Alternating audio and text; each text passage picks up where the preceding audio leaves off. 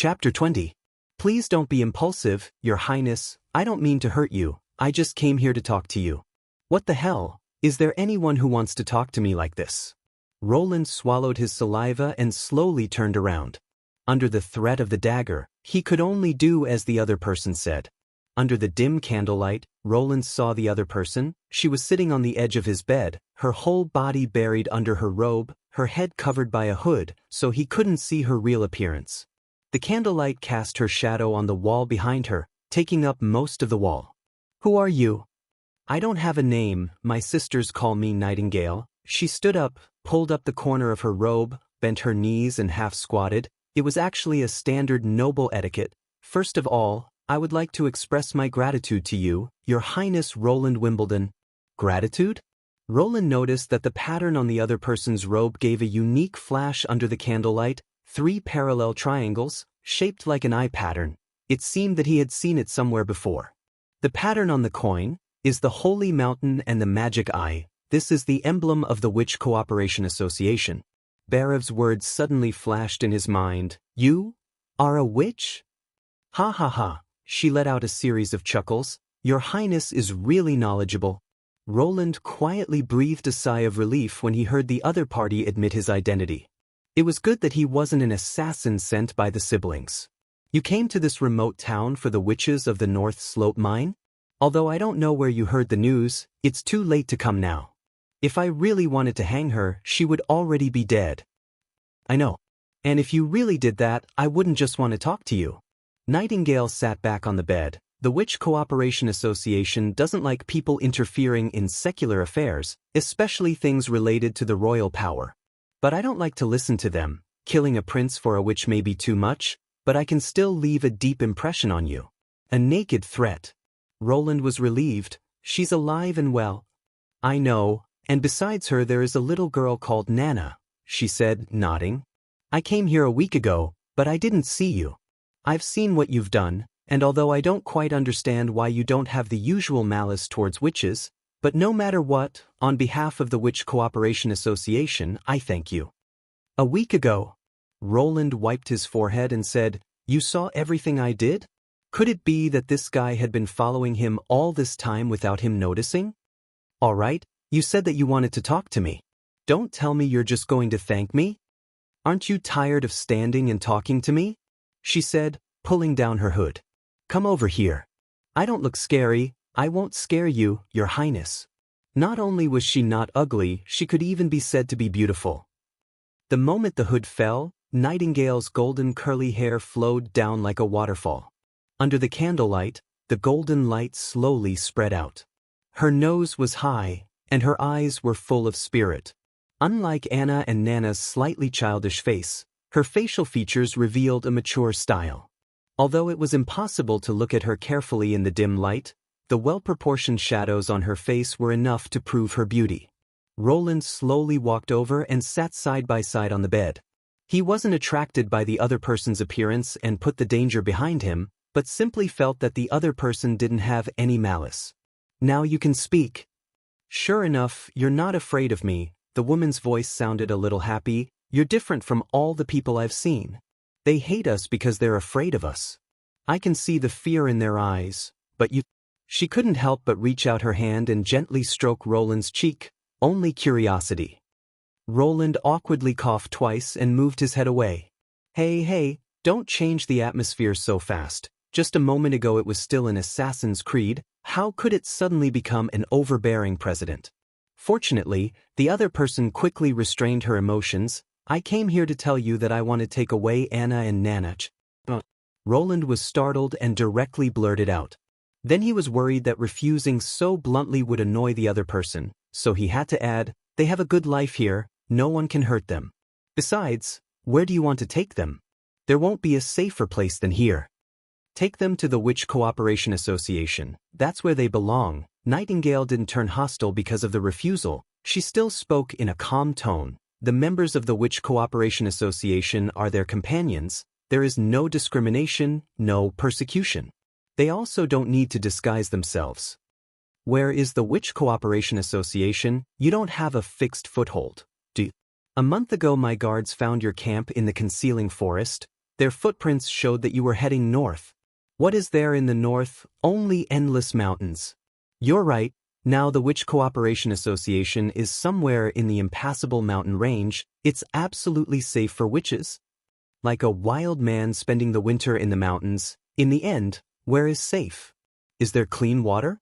Is there enough food? Is there a warm shelter? And the months of the demons is coming, the entire Northwest will become a dangerous place. In the end, what are you thinking? At this point, Roland suddenly paused. Wait a minute, what did Berev say? Witches can only obtain true peace by going to the Holy Mountain. The purpose of the Witch Cooperation Association is to gather witches and find the Holy Mountain together. Hell, don't tell me. You plan to find the Holy Mountain in the impassable mountain range. Please forgive me, I have no comment. Nightingale smiled bitterly, but her expression clearly told Roland that he had guessed correctly. In that case, I will never agree, Roland flatly rejected. In 2 months, the entire outside world will be the world of demonic beasts. Even if we can avoid the humans in the mountains, we can't avoid the demonic beasts. How about this? We can find the Holy Mountain anytime we want. You might as well come to Border Town for the winter, and wait until the end of the winter to look for it. This time it was Nightingale's turn to be stunned. The Witch Cooperation Association will come here? You are really an interesting person, she thought for a moment, but eventually shook her head. Your Highness, even if you are not afraid of witches, but your people are. And once we are exposed to the eyes of the public, the claws of the church will soon come to our door. As long as we can smoothly survive the months of the demons with the help of the witches, my people will realize that they are not evil. But before Roland could open his mouth, the other side stopped him. In addition, there is another reason why I want to take them away. Anna will soon be an adult. An adult? Chapter 21. When Nightingale finished, the room returned to silence, leaving only the occasional crackle of the candle. Roland looked serious. He finally had a general understanding of the witches. Most witches awakened during the months of the demons, which was the day when the gates of hell opened. Generally speaking, adulthood was the dividing line for witches. Women who had not awakened after the age of 18 would not be able to become witches again, while those who awakened before the age of 18 would suffer the pain of the demonic bite every year on the day of awakening. This kind of pain was hard to imagine. When Nightingale talked about this part, her voice trembled. According to her personal experience, it was as if something wanted to break out of the body. Every blood vessel and tendon was in unbearable pain. In the end, the skin would ooze blood and the eyes would bulge out of their sockets. If they could endure it, the body would slowly recover after 4 or 5 days of rest, but if they could not, they would die in this torture, and their death would be unbearable. Nightingale had witnessed the death of her companions several times. Their bodies lost the ability to support themselves and turned into a swollen ball of meat. Blood mixed with internal organs spurted out from the body holes, turning into a black mist when it came into contact with the air. Finally, when all that could be spurted out, only a layer of charred skin was left on the ground. This was the evidence that witches were regarded as the incarnation of the devil. Ordinary people who saw this scene would be scared out of their wits. Who would care about the real cause of death? Coupled with the church adding fuel to the fire, claiming that this was the result of believing in the devil, over time, witches became the spokesperson of evil. No matter how outsiders saw it, this kind of torture was real, and it was also the reason why witches generally had a short life. The longer they lived, the more difficult it became, and many people chose to end their lives. The demonic bite at the age of 18 was the most difficult hurdle to overcome. In fact, the magic obtained by witches before was not complete, and only after adulthood, this power would be stabilized. After stabilizing the magic, compared to before, there would be a significant improvement, and even a new branch of ability would be derived. Unfortunately, the process of stabilizing the magic was extremely painful. The strength of the demonic bite exceeded the limit that ordinary people could bear, and many witches would die on the day of adulthood. Roland was silent for a long time after listening to Roland's story, and then he asked in a low voice, according to the ancient books, witches can only obtain eternal peace in the Holy Mountain, and they won't have to suffer the torture of the demonic bite. Is this true? No one knows because the sacred mountain has only appeared in legends. However, if he took them to the Witch Cooperation Association's camp, their chances of survival would be higher. If witches don't have to hide themselves and can live freely, the power of the body devouring will be much weaker than before. Roland's heart was in a mess for a moment. His plan couldn't do without the help of Anna and Nana, but because of his plan, they would have to bear a huge risk. He really couldn't bear it. Finally, he said weakly, "Anna is downstairs. I'll call her over. If she's willing, you can take her away. If it's Nana, I won't see her until tomorrow. Thank you for your understanding. I was right about you." Nightingale stood up to express her gratitude. At this time, Anna still hadn't fallen asleep. When Roland went to call her, she was bending over the table, copying something. Seeing that it was Roland, she looked a little surprised. When she heard that they were going to the prince's room, Anna didn't say a word and obediently followed him upstairs. When she entered the room and found that there was another person inside, the girl was really startled. Roland took her hand and gave a brief introduction. The three of them sat around a round table.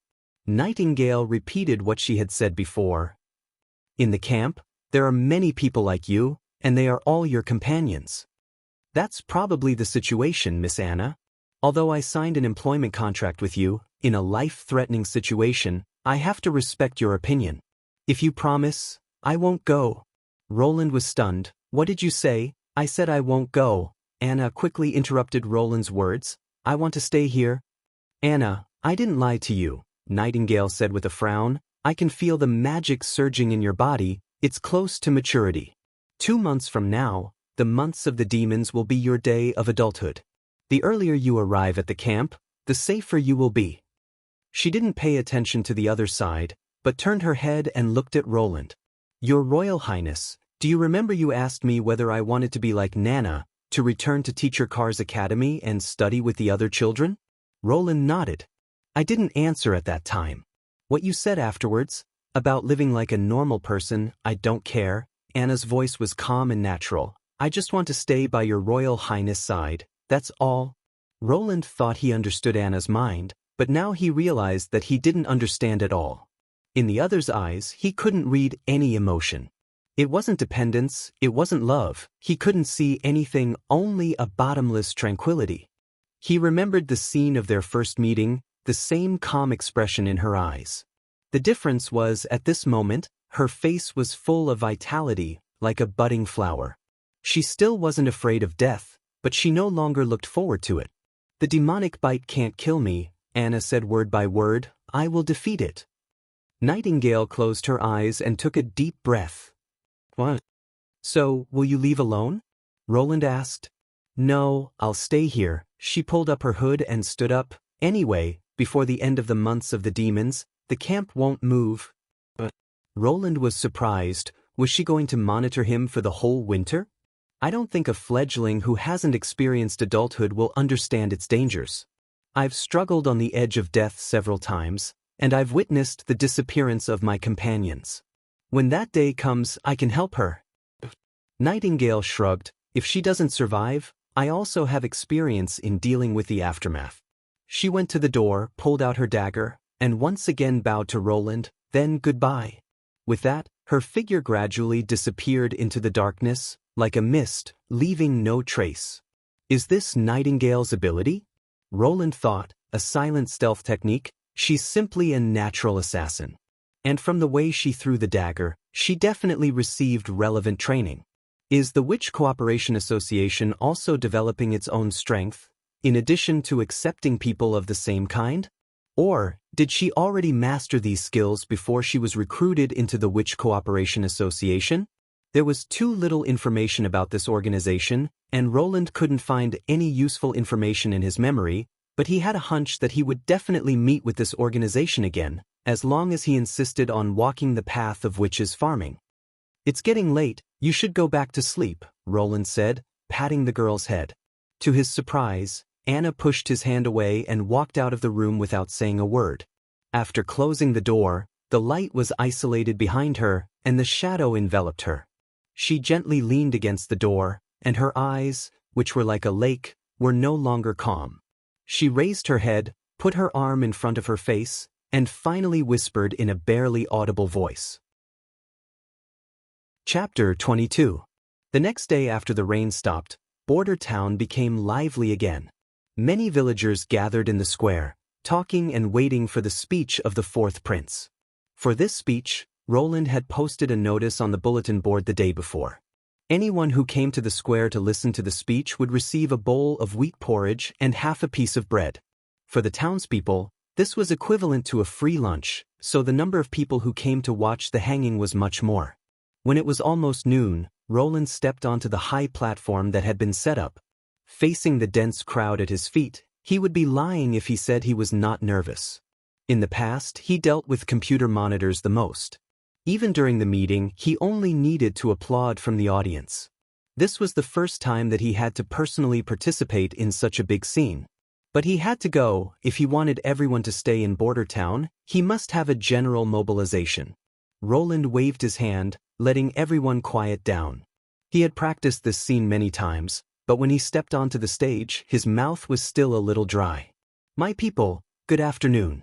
I am the fourth prince of Grey Castle Kingdom, Roland Wimbledon. At this moment, I have gathered everyone here because I have an important news to tell you. The envoy from Longsong Stronghold arrived here 4 days ago. They came for the ore delivery.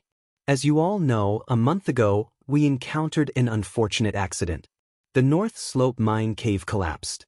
Until today, the mine has not fully resumed production. This accident resulted in only 2 months of ore production in the last quarter. I explained the situation to the envoy and hoped that he could allocate the full amount of food to Border Town, and the lack of ore will be made up after the end of the winter. But he refused. There was no room for negotiation. He refused to allocate more food, just like 2 years ago. The crowd burst into exclamations. Obviously, everyone had a deep impression of the food shortage incident 2 years ago. And this time, it is obviously worse. The astrologer of Grey Castle told me that this year's winter will be longer than before, and the months of the demons is likely to last for more than 4 months. In other words, this time, everyone is likely to face a food shortage for 2 months. 2 years ago, you lost 20% of your companions, some people lost their brothers, some people lost their children. This time, how much more do you want to lose? No. Your Highness, save us. Someone shouted, and then more people shouted, Your Highness, please help us. It seemed that preparing a few people in advance was the right choice. Roland raised his hand, suppressing the voices of the crowd. Of course, I will not leave my people, not a single one. You may not know, but the price of wheat and bread shipped from Longsong Stronghold every year is completely different from the ore they shipped. According to the normal market price, 2 months' worth of ore is enough for half a year's worth of food. I have already sold the ore to the merchants of Willow Town, and their cargo ships carrying food will soon arrive at Border Town. In addition to bread, there is cheese, honey wine and dried meat. It's enough for a whole winter's worth of food. Everyone will be full. The square suddenly burst into cheers. But this is tantamount to breaking off our relationship with Longsong Stronghold. They won't accept another person, so this winter, we will spend the winter in Border Town. Most people had already seen that on the west side of Border Town, a solid wall was being built. I know some people are worried about whether we can stop the demonic beasts when they attack. I want to tell you, the demonic beasts are not much stronger than the beasts in the forest. Although they have thick skin, they can't climb the wall, they can't bite the stone. Even if their skin is thick, they are just a group of poor targets. Tell me, my people, do you want to hide in the shacks of Longsong Stronghold and starve to death? Or do you want me to lead you to protect your loved ones and children, and defend Border Town until the last moment? I promise that as long as we hold out until the end of the months of the demons, all the townspeople who fight on the wall will get a reward of 25 silver royals. For those who unfortunately die, their families will get 5 golden dragon as compensation. We are willing to fight for your highness. Under the guidance of the people, they shouted and vowed to fight to the death. Seeing the atmosphere rising, Roland timely ordered the distribution of lunch. He didn't expect everyone to stay in Border Town. As long as half of the people were willing to stay, he was sure that they could stop the demonic beasts from advancing eastward. Perrault naturally didn't know how Prince Roland had arranged for him. When he brought the news back to the 6 aristocratic families in Longsong's stronghold, he only got a burst of laughter in response. "You said that the naive prince actually wants to get rid of us and do it alone? He dares to repair the wall before winter. Should I praise him for his bravery or laugh at him for overestimating himself? Prince Roland's bravery is well known. When did Prince Roland also have this courage? He's just ignorant. Yes, he doesn't even have a stonemason, he only relies on the unpolished stones to pile up, with some wet mud in the middle. I'm afraid the pile will collapse. Anyway, it's a good thing. If he escapes back to Longsong's stronghold, naturally he will be at our mercy. If he dies in Border Town, we can also end this farce earlier." The Duke, who had been meditating with his eyes closed, suddenly opened his mouth. "Perrault, what do you think?" Perrault was startled for a moment. He didn't expect that the Duke of Longsong's stronghold would ask for his opinion. "Well, I originally wanted to maintain the monopoly. As long as it's 30% lower than the market price, it's still a worthwhile business for us." His mind was quickly sorting out his thoughts. But His Highness doesn't intend to let Longsong's stronghold monopolize the ore. He's willing to sell the ore at a 50% lower price, which means that he has a plan to greatly increase the ore production next year. As long as we increase the production by twice as much as before, we may earn more than before. He also intends to produce his own ironware to sell. Ironware is in high demand everywhere. It's also very easy to resell it. But these are not the main points. What's the main point? If he can defend Border Town, it's also excellent news for Longsong's stronghold. We don't have to focus on fighting the demonic beasts every year. This can save us a huge amount of money. The second advantage is that the vast land between Longsong's stronghold and Border Town will belong to us. Whether it's reclamation or migration, it's a good choice. It can greatly alleviate the current situation of overcrowding in Longsong's stronghold. Perrault said one by one the ideas in his mind. Moreover, Prince Roland won't stay in Border Town forever. 5 years later, we will have a more prosperous Border Town, after which we can incorporate the town into Longsong's stronghold, and Longsong's stronghold will become the 3rd largest territory in the kingdom. So my suggestion is... He glanced at the Duke and cautiously said, Longsong's stronghold should send people to help His Highness build the wall and cooperate with him in defending Border Town. That's right, the Duke smiled, but it's just a businessman's idea. They only see the gains and losses. Chapter 23. Come on, try to put these 2 iron plates together, Roland said. Anna stretched out her finger and pressed on the seam of the iron plate. Flames spurted out from her finger, and the seam melted at a speed visible to the naked eye. Reduce the fire and do it from the back. She nodded and did as he said. The 2 iron plates were joined at 90 degrees and were firmly welded together. Roland carefully examined the seam and found that the effect was just as he imagined, a perfect weld without any flaws. If it was polished a little, and the traces of liquid from the melting of the iron were ground away, the 2 iron plates were almost no different from a forged body. Very good, Miss Anna, this is amazing, Roland couldn't help but praise. Next, let's connect the other 2 iron plates. What is this? A bucket made of iron? No, this is a cylinder, he corrected. Cylinder? Anna repeated in confusion. Yes, it can be used to fill air, Roland pointed to the other square iron plate. Do you see the small hole on it? Air enters the cylinder through this small hole and pushes the piston. The piston is an iron plate slightly smaller than the diameter of the cylinder. It can move freely in the cylinder. Even Anna was confused by so many new words. Then these cylinders, pistons, what are they used for? To make a machine that can move automatically. The steam engine brought about the power needed for the first industrial revolution of mankind, completely liberating human and animal power. Its schematic was familiar to every mechanical dog. In simple terms, it was an enlarged version of a kettle. The boiling steam was directed into the cylinder, pushing the pistons and connecting rods, converting heat energy into mechanical energy. The principle was extremely simple, but it didn't mean it was easy to make. The difficulty was the airtightness of the cylinder and the piston, as well as the production of the gas pipe. Without enough metal processing skills, It was impossible to rely on manual forging to make a qualified cylinder. However, Anna's ability perfectly made up for the lack of craftsmanship. Roland only needed to design 4 iron plates of the same size in advance, let the blacksmith shop cast and grind them, and then use the right angle plate to fix the shape, and then let Anna weld them together, to get an extremely high rigidity square cylinder.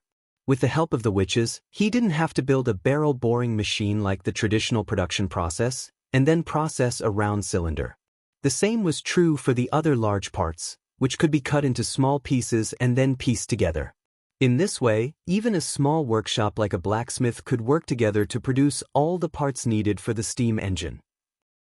In fact, before welding was invented, people could only rely on bolts or rivets to connect small parts, and the inside of the cylinder had to be smooth, which was obviously not possible with conventional connections. The only problem was the air duct. The method of making it was nothing special. First, heat a long iron plate until it was red hot, then put it into a grooved mold, and then use a hammer to hammer it into shape. This was also the method of making a front-loading flintlock gun barrel. However, the barrel still needed to be straightened, drilled, and so on, which was a bit more complicated. The problem was that it was impossible for Roland to call the blacksmith to his back garden, the witches could not be exposed for the time being, and blacksmithing was not his strong point. In desperation, he could only let the chief knight do it, while he himself commanded from the side. In this way, after 3 days of torment, Roland finally pieced together the first steam engine in his back garden. "Is this the thing that you said has infinite strength?" Carter frowned as he looked at this strange machine. First of all, he was sure that this thing had nothing to do with the cult's rituals. Every iron lump on it was personally installed by him, making it look like a sealed furnace. If the devil could be attracted to it, then it would be too unreasonable. But how could a pile of iron lumps move? It looked very clumsy, and it had no feet. Could it fly? But in Roland's eyes, this seemingly simple machine exuded the beauty of industry. Standing on the shoulders of giants, he naturally did not follow the route of Newcomen's steam engine, or what steam engine? His first prototype was a high-pressure steam engine with double connecting rods and sliding valves. Its production was not much more difficult than the most primitive steam engine. The key was some innovation. "You'll know later." Roland poured a bucket of water into the steam room and let Anna light the firewood.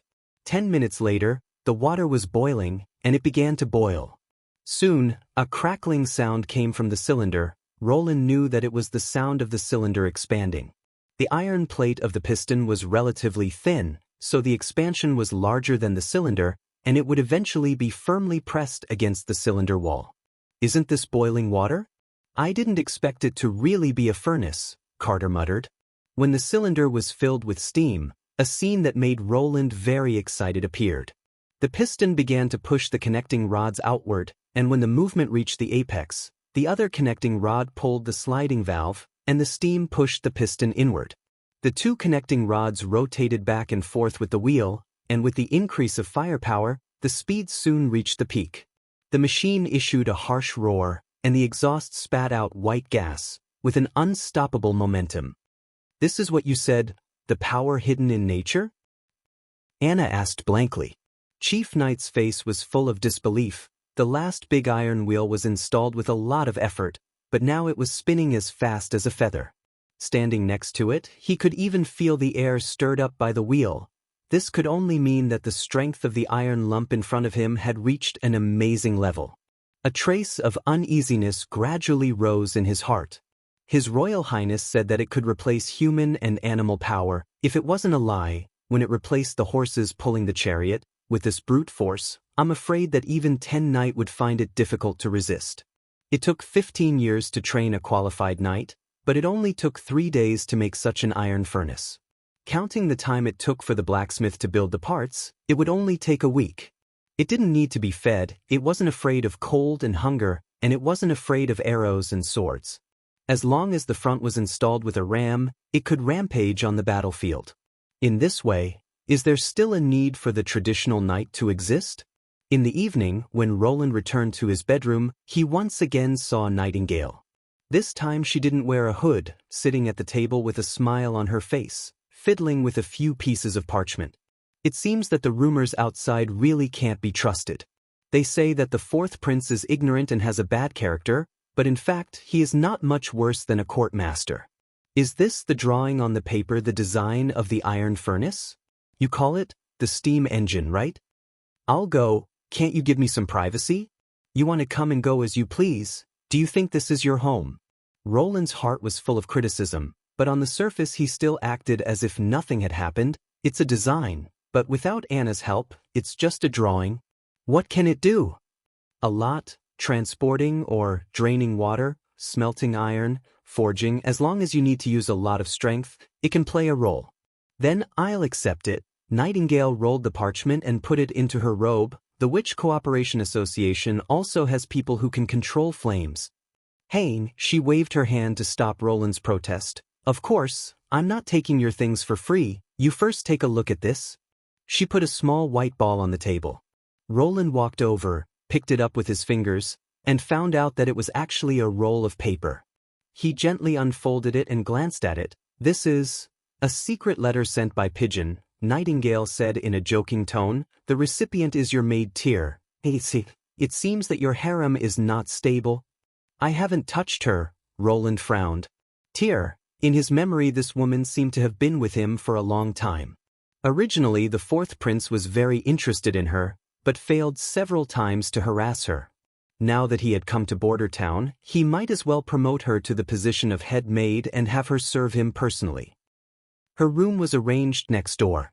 I didn't expect her to be a spy arranged by my brother and sister. Although this letter was not signed, but judging from the content, it was most likely written by my brother and sister.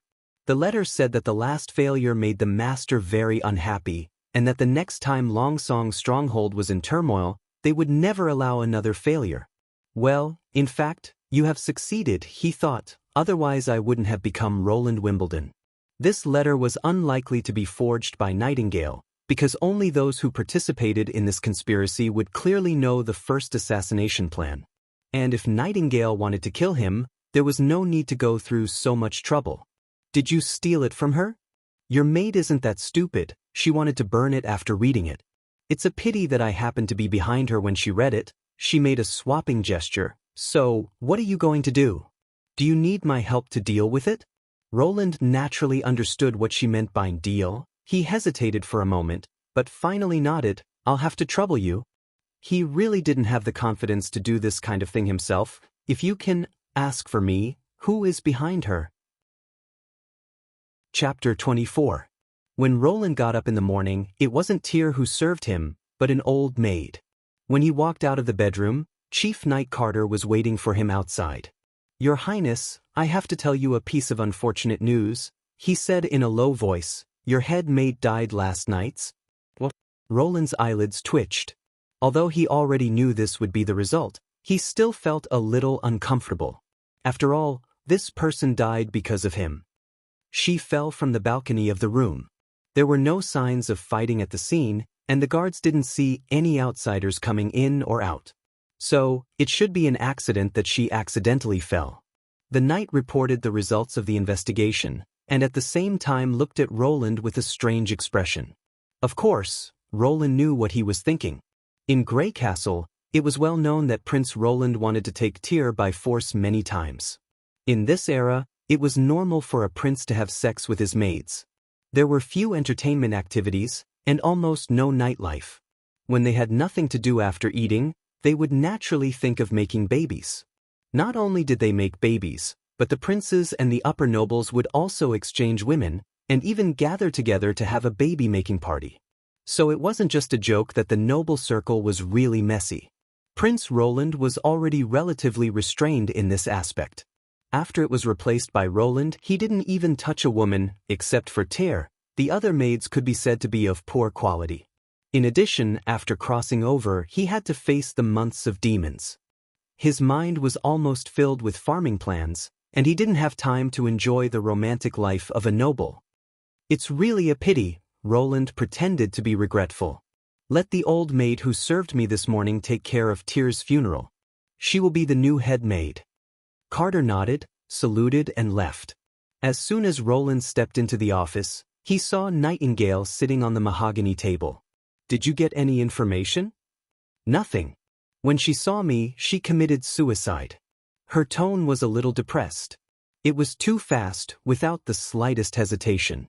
You didn't subdue her? Roland walked around him and sat back on the armchair. I tied her up. Nightingale leaned over and said, I didn't expect her to hide poison in her teeth. I had to fake it as an accident. I thought you were experienced, but you still have the nerve to ask for remuneration? Hey, don't say that. Although I didn't get anything from her, it doesn't mean that I didn't get anything. Nightingale chuckled and placed a folded piece of paper in front of Roland. I found this in her room. Roland unfolded the paper. It was a letter from home. The sender addressed Tyr as his sister, and the content was just a casual chat. However, he noticed that she mentioned the sea many times, such as how beautiful the seaside scenery was and how she liked to stay on the beach to watch the sunset. At the end of the letter, she asked when her sister would come back. She missed her sister very much. Thinking of the territories of the siblings, Roland asked uncertainly, "Third princess of the port of Clearwater?" That's probably what happened. Your two brothers can't see the sea. According to my speculation, Third Princess Garcia Wimbledon held her sister hostage and used her as a hidden chess piece. Judging from her decisive style of suicide, it was unlikely to be a random arrangement. That is to say, before she was placed by your side, she received at least 2 to 3 years of relevant training. Roland sighed softly. Sure enough, the fight for the throne would not end so easily. Even if he didn't fight, it didn't mean that he would stay out of it. For the throne, his brothers and sisters didn't care at all. Similar things would probably happen again in the future. Ah, someone's coming. I'll take my leave first, Your Highness. Nightingale teasingly blew a breath towards Roland, and then disappeared in the blink of an eye.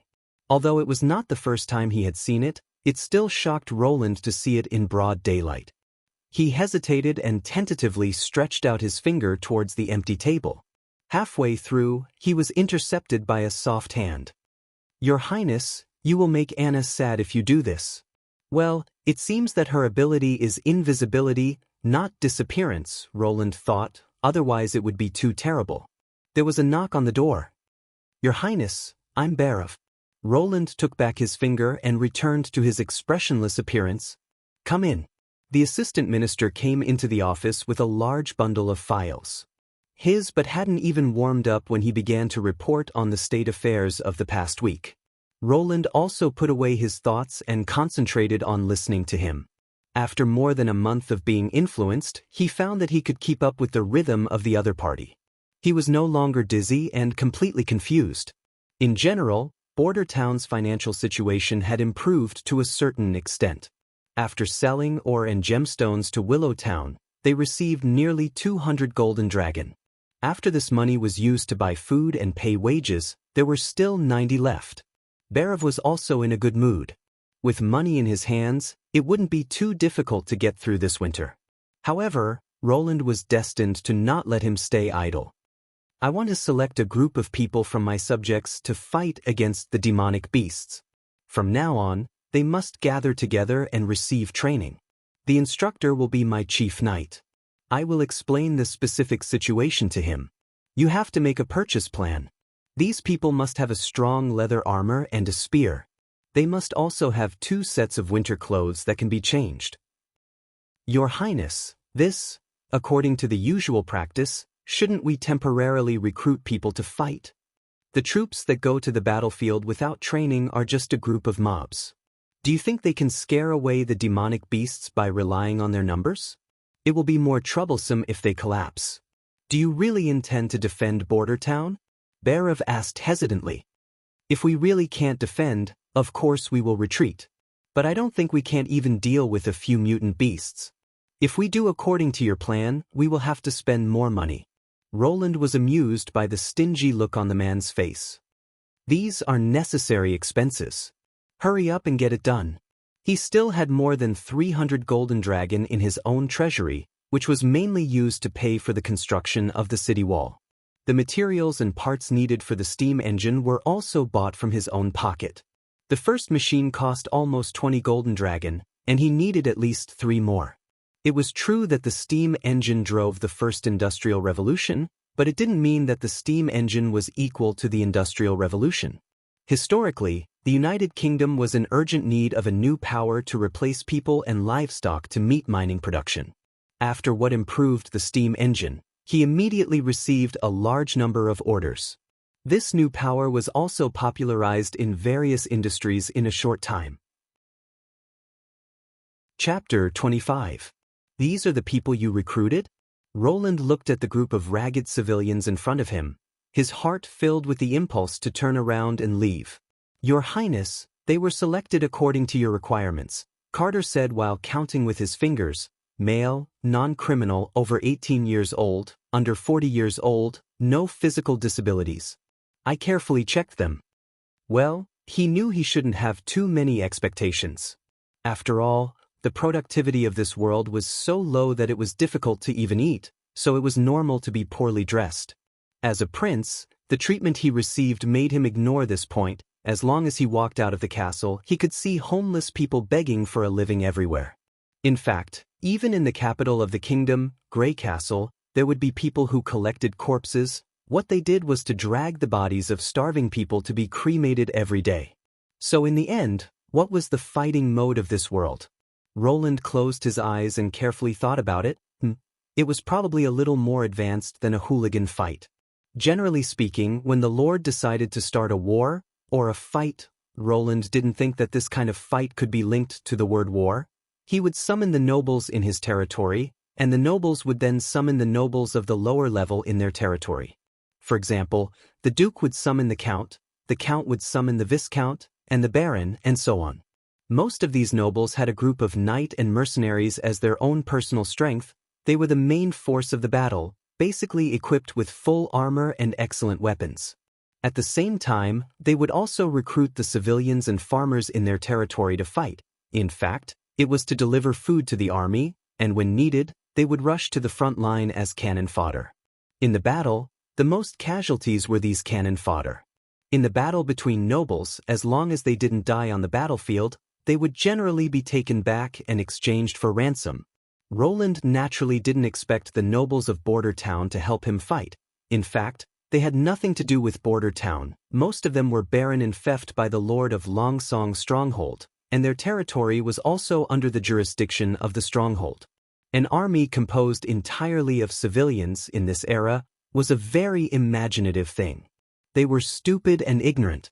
They could not understand the documents, could not understand the orders, and had never gone through professional combat training.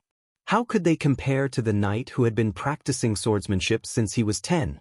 Carter approached Roland and advised in a low voice, "Your Highness, this matter was never feasible.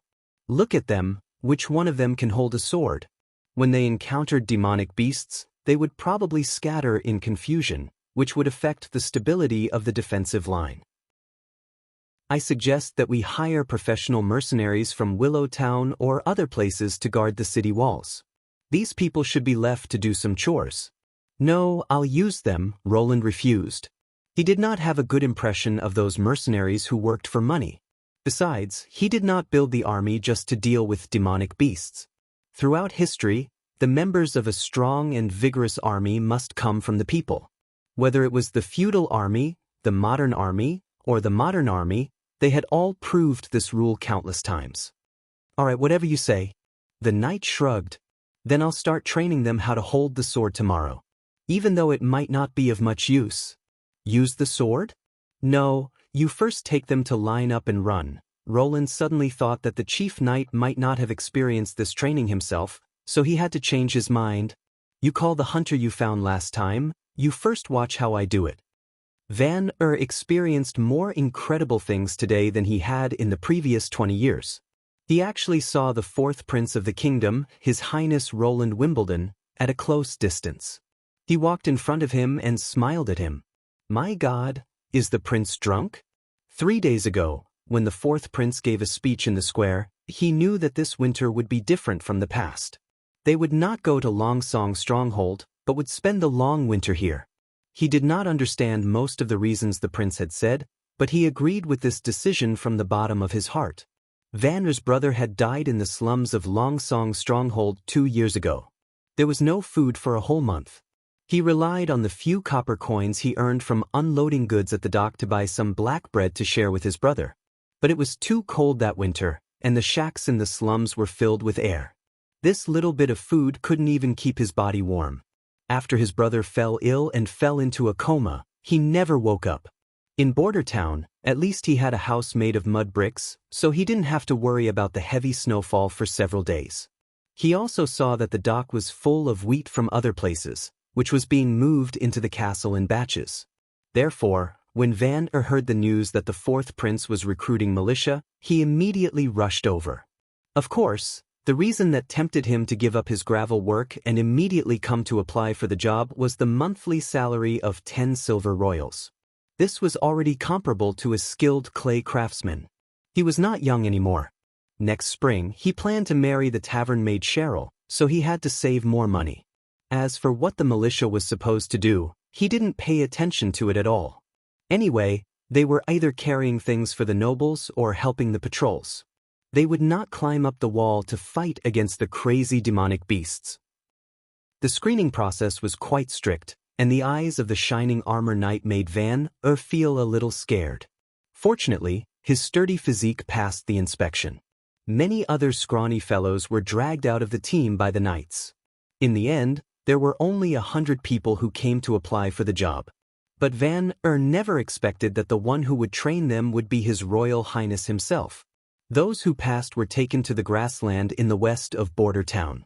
Behind them was the city wall that was being built, and in front of them was the endless concealing forest. The prince ordered everyone to stand in line, and then went to the side to rest. It had just rained a few days ago, so the ground was still wet with mud.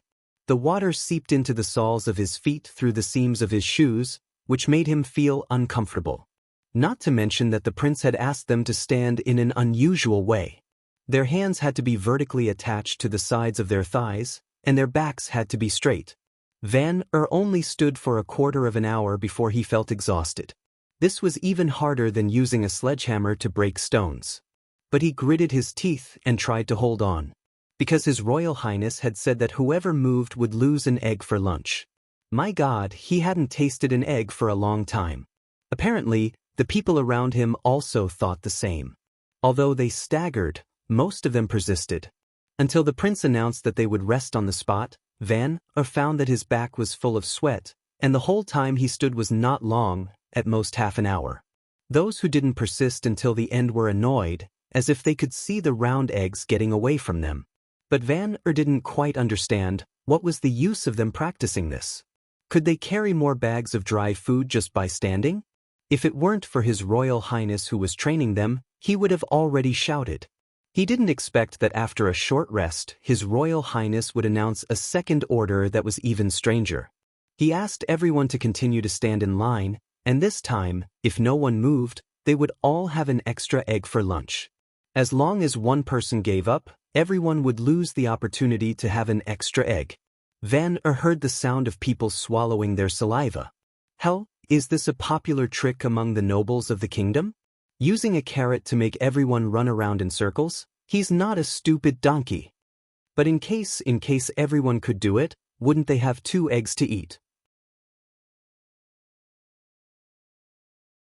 Chapter 26. Your Royal Highness, what are you doing? Carter had thought that Prince Roland was just arbitrary, but now he thought that he was being whimsical. When it came to training a soldier, the chief knight felt that no one was more professional than him. His family had a complete training method. From the age of 10 to 15, it only took 5 years for a soldier to be proficient in all kinds of weapons. If he had another 5 years, he would be a knight who was familiar with the etiquette of the upper class. Of course, the trainee must not be a civilian. Look at these idiots, they only have food in their eyes. Moreover, eggs are very expensive. Roland picked his ears and said, "Just watch." Remember, the training in the next few days should also be carried out according to this method. Of course, there will be some changes in the details, and I will list them one by one on the paper. In the era of cold weapons, a group of qualified soldiers could be trained in 2 or 3 months. Roland did not have this idea at all, and he did not need Spartan warriors who could tear beasts with only underpants. The individual fighting power of the army could not be strong, but they must be disciplined and strictly executed. Most of the time, the strength of a team was greater than that of an individual, which was determined by the social attribute of people. To achieve this quickly, it was probably a good choice to use the military training method and improve it according to the current environment. From his personal experience, it only took him half a month to integrate students from all over the country into a whole. No matter what the process was, the effect was still very obvious. When this group of people thoroughly understood what discipline was, Roland could carry out the next step of the plan. Vanner finally did not get the second egg. This time, the time for standing was twice as long as the previous time, until someone's legs became weak and he could not help but shake from side to side. At this time, Prince Roland announced a rest and ordered the attendants to serve lunch. This successfully diverted people's anger towards the offenders to the food, but it also made Vanner suspect that His Royal Highness did not intend to let them get the second reward. The lunch was packed in 4 large pots and dragged by several carriages to the outside of the town. In addition to food, the carriages also carried many wooden pots and spoons. When Vanner licked his lips and was ready to rush up, the chief knight stopped in front of everyone. His Royal Highness ordered everyone to line up in 4 columns and come up one by one to receive their cutlery. Anyone who disturbed the order would be forced to be the last to receive their food. The crowd squeezed into 4 lines. He was lucky enough to be at the front of the outermost line. Of course, there were also people who expressed strong dissatisfaction with this, and there was a commotion among the team. Soon, the knight and a few guards rushed into the crowd and chased the troublemakers out. Vanner glanced at the leader of the troublemakers, Crazy Fist, the most aggressive man in the town. Usually, he relied on his brute strength to stir up trouble everywhere, but now he had to obediently squat to the side with a sword pointed at him. Look at his pitiful appearance. He felt that he had figured out His Highness' preferences. That was uniformity. They had to stand in a straight line. They also had to line up for meals. The order could not be interrupted. Vanner had heard from a knowledgeable businessman in a big town that some nobles had a strange hobby, which was to put everything in order. If there was anything wrong, they would force themselves to tidy it up. In Vanner's mind, this kind of person was purely idle and had nothing to do, so they deliberately looked for some trouble to torment themselves. He didn't expect His Royal Highness to be such a person. When the lid of the earthen jar was opened, Vanner smelled a strong aroma. He was almost intoxicated by the fragrant aroma. There was a commotion in the crowd, and at the same time, the roar of His Excellency the Knight came from the front. I probably have to line up again, he thought. Sure enough, Prince Roland asked everyone to line up to receive their food in the same order as when they got the wooden basin and spoon. Although everyone swallowed their saliva and their stomachs were growling, in view of Crazy Fist's example, everyone still lined up obediently. The earthen jar was filled with hot wheat porridge. Vanner was surprised to find that there was jerky in the porridge. Although there was only a thin piece of jerky in the wooden basin, it was still meat. After scooping the porridge, he also got an extra egg as he wished. Vanner almost wolfed down his lunch, and even licked the bottom of the basin. He didn't even have time to bite the egg, and directly swallowed it into his stomach. Because he ate too fast, he accidentally scalded his tongue. Putting down the wooden basin, Vanner patted his stomach and burped. He hadn't enjoyed such delicious food for a long time. What was even more incredible was that he actually felt full. The sweetness of the meat porridge was like heaven and earth compared to the black bread. He even thought, if he could eat such food every day, even if he had to fight against demonic beasts in the front line, it wouldn't matter. After eating, there was a long rest time. Everyone was brought back to the city wall and walked all the way to the camp where the patrols lived in the town. A burly alien man came out from the team and began to teach them how to set up tents. Vanner knew him. There were few people who lived in the old street who didn't know Iron Axe. His superb archery made even the most experienced old hunter in the town gasp in amazement. Wait, Iron Axe was now working for Prince Roland? It seemed that he had seen him staying with the knight before. Vanner frowned. What was His Highness thinking? He was a sandman. Are you really going to appoint a sandman as the captain? Carter had the same question. He doesn't belong to Grey Castle, and he doesn't even belong to the mainland kingdom. Witches don't belong to Grey Castle either, Roland said disapprovingly, but they all belong to Border Town. Besides, aren't you here to look after them? But, Your Highness, don't worry, Roland patted the knight's shoulder, Border Town doesn't care about their origin. As long as they don't violate the laws of the kingdom, they are still my people. If you are really worried, you can choose 2 more outstanding captains. Anyway, the number of people in this team will expand in the future, so it's not bad to train a few more people with potential. By the way, I have already written the training regulations. Compared to the Sandman, I think it's better for you to pay more attention to this. Carter took the parchment scroll from Roland's hand and read it from beginning to end. He was suddenly dumbfounded. These training contents were simply unheard of, for example, taking everyone to run laps around Border Town in the afternoon, from 2 o'clock in the afternoon until the sun went down. The regulations emphasized that everyone had to complete this task, and they were allowed to help each other. If no one gave up, an extra egg would be added to the dinner. Another example was to blow the whistle at night when the wolves passed, so that everyone could put on their clothes and gather in the shortest time possible. With this kind of tossing and turning, I'm afraid the team will disperse in a few days. If the first few rules were slightly understandable, the last one made Carter completely confused. Every day after dinner, everyone will go to Mr. Carr's academy to receive cultural training. Your Highness, what do you mean by cultural training?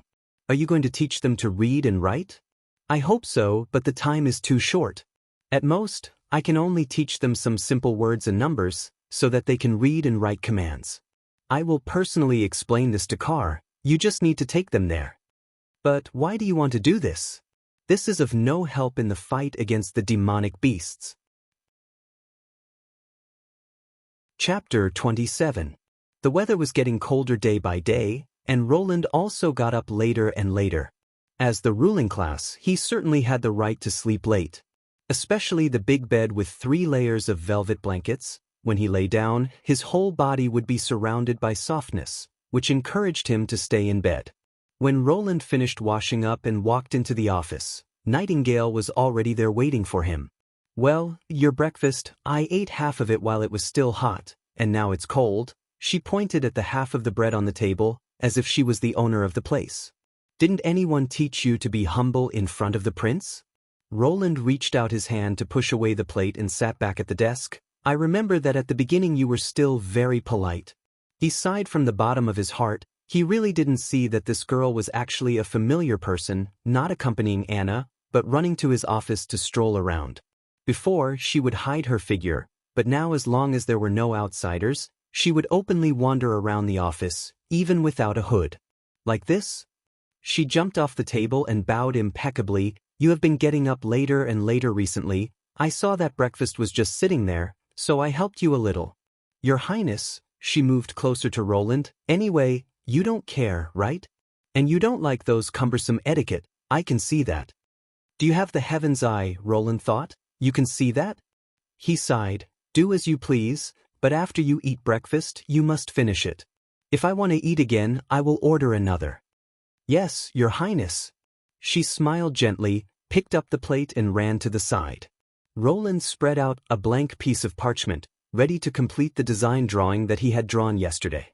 If he wanted to defend Border Town, the battle after the arrival of winter could not be a Pyrrhic victory. Although an army that had not seen blood was not a qualified army, Roland was worried that if there was a big loss, this group of people who had been trained for a short time would not have the courage to stand on the wall. He needed a revolutionary weapon to gain an absolute advantage over the demonic beasts. Without a doubt, it was a musket. In fact, this era already had all the conditions for firearms to appear. Alchemists often made a substance known as snow powder, which was used in court ceremonies. This thing was gunpowder with the wrong formula. It burned slowly, and when it was put into a copper tube, it would only make a sound.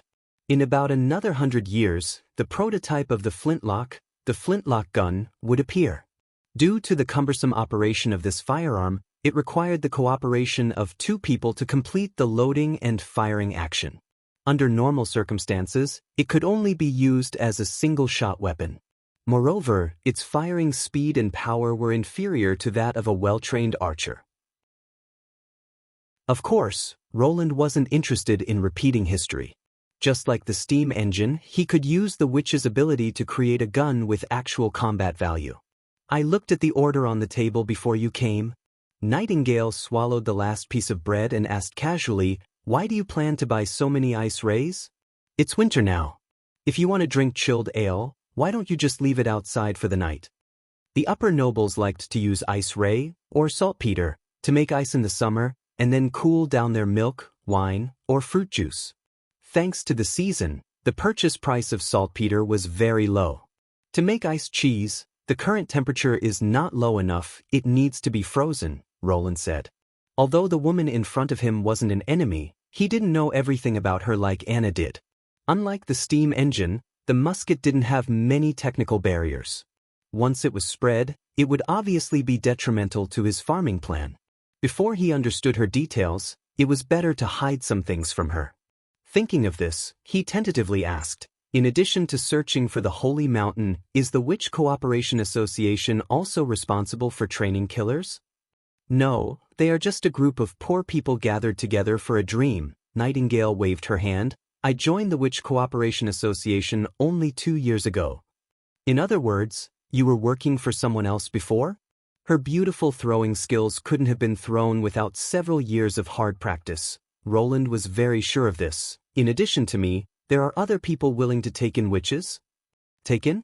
Nightingale's expression became a little strange. "How could it be?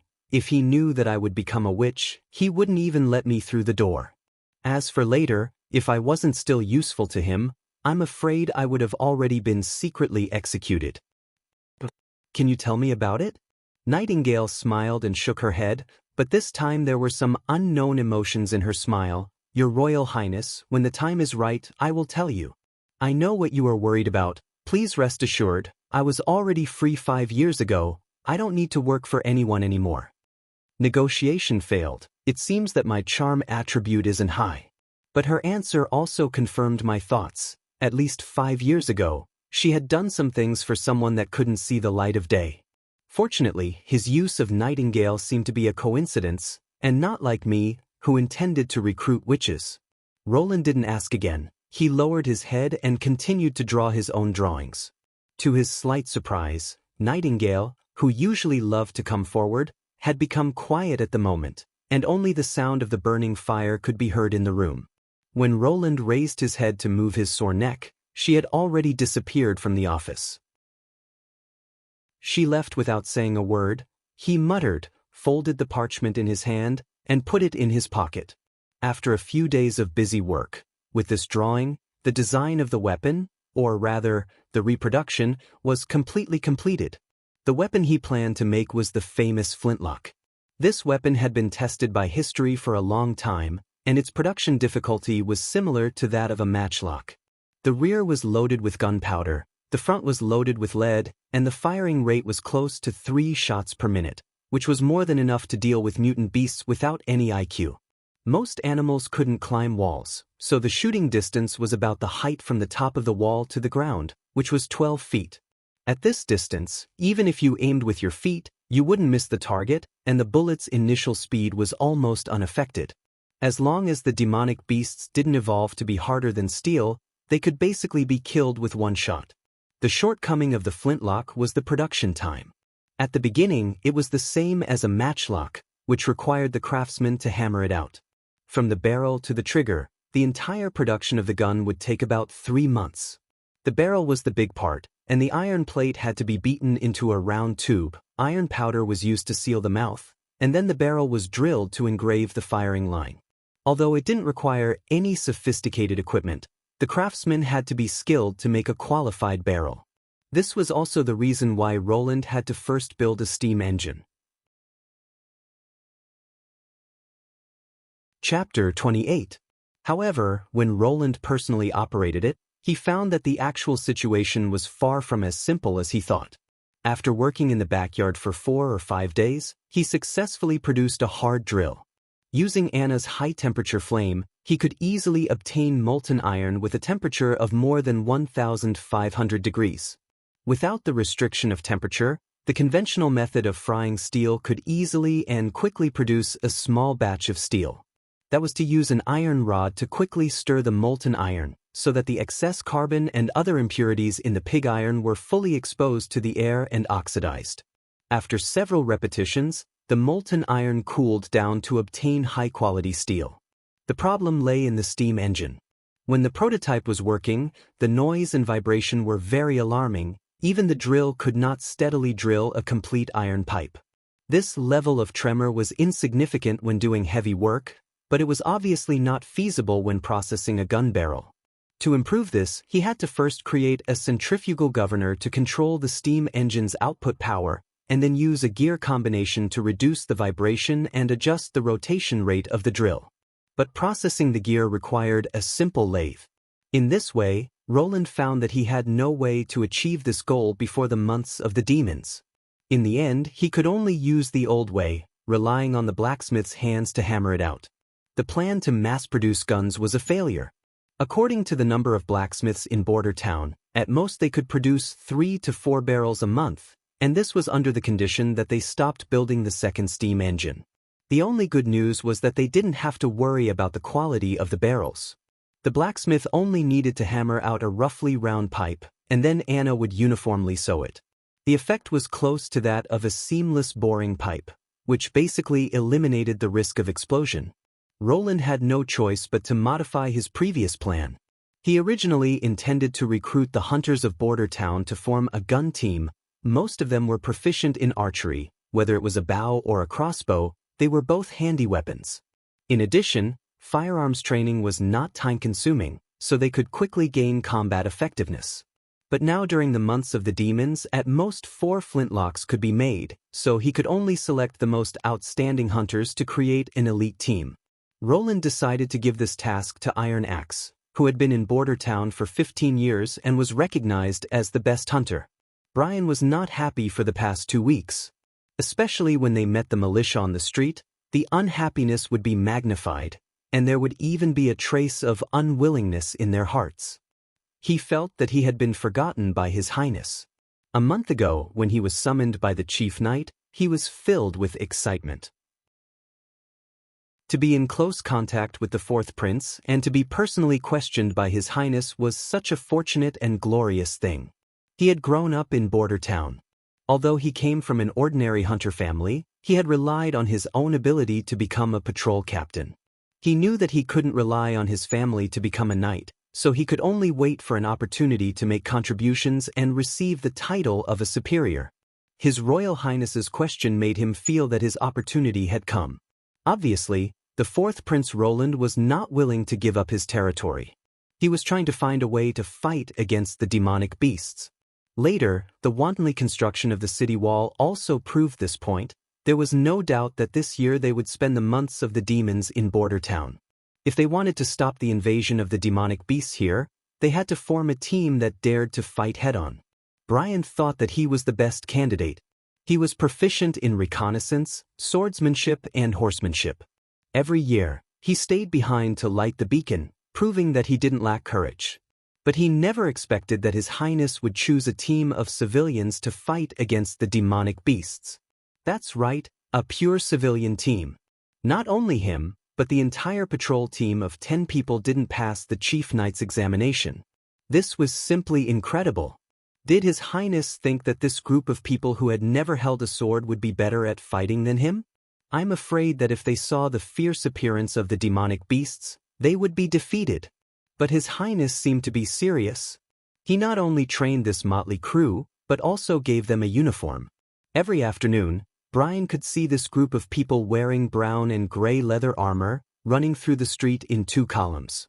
At the beginning, the team was sparse, but recently it had become more and more orderly.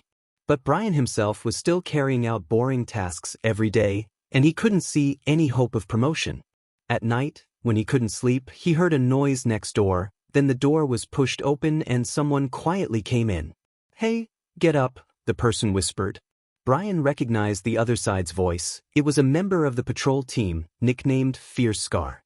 There were 5 people sleeping in his room, except for himself and Greyhound. The other 3 quickly turned over and got up, as if they were already prepared. They didn't even take off their coats. "Captain, get up, I have something important to tell you." Fierce Scar had a noble relative in Longsong Stronghold, and he heard that he was a great noble, so his position in the team was very high. Brian couldn't ignore him, so he got up and asked, "What's the matter?" Greyhound was also woken up. "It's so late, you don't sleep? I have a good job to introduce to you. Do you want to be conferred the title of knight?" What? Knight? Greyhound was surprised. Brian's heart jumped. He quickly asked, "In the end, what kind of job is it?" "You all know my Uncle Hill. He is the Earl of the Duke. He is also His Excellency's confidant. He told me this news personally," Fierce Scar said in a low voice. "The fourth prince is ready to leave Longsong's stronghold alone, which made the Duke very unhappy. He decided to let the prince know, who is the master of the Western Territory." Difficult, don't tell me, you plan to assassinate? Greyhound was nervous. He stuttered even more. A short sentence could not be completed for a long time. "How is that possible?" Fierce Scar sneered. "He is a prince. If he dies, even the Duke can't protect us." I said, "This is a good job." Brian subconsciously felt that this deal was certainly not as simple as he claimed, but the temptation of being conferred the title of knight was too big. He couldn't help but open his mouth. "Let's hear it." Food. Without food, he can only obediently roll back to Longsong Stronghold. This job was promised by the Duke. As long as we can successfully burn the food bought by the fourth prince, he will hold a knighthood ceremony for us, and also give us a fief in the east of Longsong Stronghold. This is a once-in-a-lifetime opportunity. Captain, what do you think? You are crazy. Didn't His Highness say, this year, the months of the demons is likely to last for more than 4 months. If you burn the food, what will we eat? Greyhound shook his head again and again. Two years ago, have you forgotten? What does it have to do with us?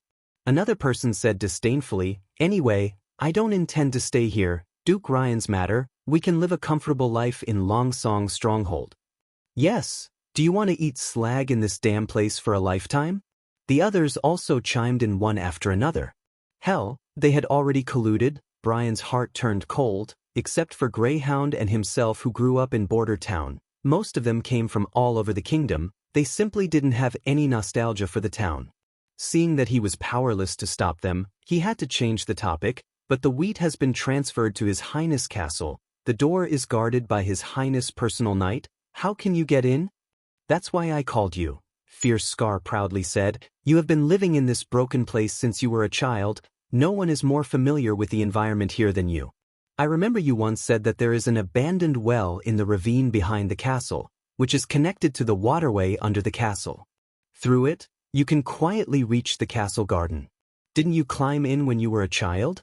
How about it, if you do this with me, in the future you can also become a knight personally appointed by His Excellency the Duke." No, a knight should have the courage to fight against injustice, should not be afraid of power, and should protect the weak. Just because of His Excellency the Duke's personal grievances, he should ignore the threat of starvation and death for the residents of Border Town? Such a knight, in addition to being an empty shell, what glory does he have to speak of? He was about to open his mouth to refuse, but Greyhound had already barked. "A group of madmen. You actually dare to take the idea of food. I will never let you leave here. I will report to Uykov," Greyhound said halfway. His voice suddenly froze. He incredulously turned his head. A former teammate was standing behind him, sneering at him. A black dagger was inserted from behind Greyhound's waist. The dagger was completely inserted into his body. He trembled twice, opened his mouth to say something, but could only let out a hoarse breath sound. The other side stirred the dagger twice, and then fiercely pulled it back. Greyhound suddenly lost his support like a rag doll, softly paralyzed on the ground. Chapter 29. The castle of the Lord of Border Town was not built in its current location. At first, when the foundation of the stone wall was buried, it encountered an underground cave, and the ground suddenly collapsed, so it had to be moved. Most of the channels that had been dug were destroyed in the collapse, and even if they were intact, they were abandoned because of reconstruction. When Brian was young, he often drilled in these tunnels, and one day he accidentally found a route from an abandoned well to the well in the castle garden. Brian told this news to his father, and the result was that he was hung up and severely beaten. His father warned him that trespassing into the Lord's castle was a capital crime, and once discovered, he could only be hanged. The frightened Brian naturally did not go through this channel, but when everyone gathered together to drink and chat, he had more than once boasted that he had the ability to go directly to the castle. Now he simply regretted it. In addition to Greyhound, there were a total of 9 people. In other words, the whole patrol team was convinced by Fierce Scar to be able to work for the Lord of the Western region of the kingdom, Duke Ryan, and with such a generous reward, there were only a few people who could resist such a temptation. The abandoned well was the first place where the collapse began, and now it was still a wasteland. Fierce Scar held Brian's sword in the middle of the team and went down the well. When he was young, the channel was spacious, but now it seemed very narrow. Because there was no one passing through it all year round, and the water had changed course, many places in the cave had grown vines. The guy who stabbed Greyhound was holding a torch and walking in the front, holding a short-handled axe to clear the obstacles. Brian pretended to recall the road, but in his heart he was thinking of a way to escape. Obviously, in such a place where movement was extremely inconvenient, he had no possibility of escape. Only when he arrived at the castle could he get a chance. What should he do then? Shout twice to attract His Highness's guards? That way Scar only needed to raise his hand to kill him. He must first pull away, otherwise he would end up like Greyhound. Thinking of Greyhound, Brian's eyes dimmed a bit. Before the establishment of Border Town, he and Brian lived here, and the two almost grew up playing together. Joining the patrol team together was also Brian's idea. Unexpectedly, he was elected as the captain of the patrol team, just like himself. Brian was happy for him for a long time. Because of his stuttering, Greyhound had always been looked down upon. Now, he finally had a chance to be acknowledged. At least, that was what Brian thought at the time. But when Greyhound fell, Brian roared at Fierce Scar. Fierce Scar, with a face full of sarcasm, told him the reason why everyone recommended him and Greyhound to be elected as captain. Idiot, the patrol captain has to stay until the months of the demons and light the beacon to alert the others. If I don't let you do it, do I have to take this risk? These words pierced Brian's heart like a sharp knife. It turned out that all that modesty, all those congratulations were just a facade of hypocrisy. The real reason was so ugly. He revealed an expression of shock and despair to cover up the anger surging in his heart. This was unforgivable. Brian clenched his teeth. Someone had to pay the price. After walking through the dried-up sewer for about an hour, the group finally heard the sound of flowing water. This meant that they were not far from their destination. After turning a corner, the area ahead suddenly became much more spacious. It could accommodate 2 people standing side by side. The person walking at the front of the team said, "There is no road ahead, there is a shaft." "What's the matter?" Fierce Scar asked with his sword. "Tell him to look up," Brian said in a deep voice. "We have arrived."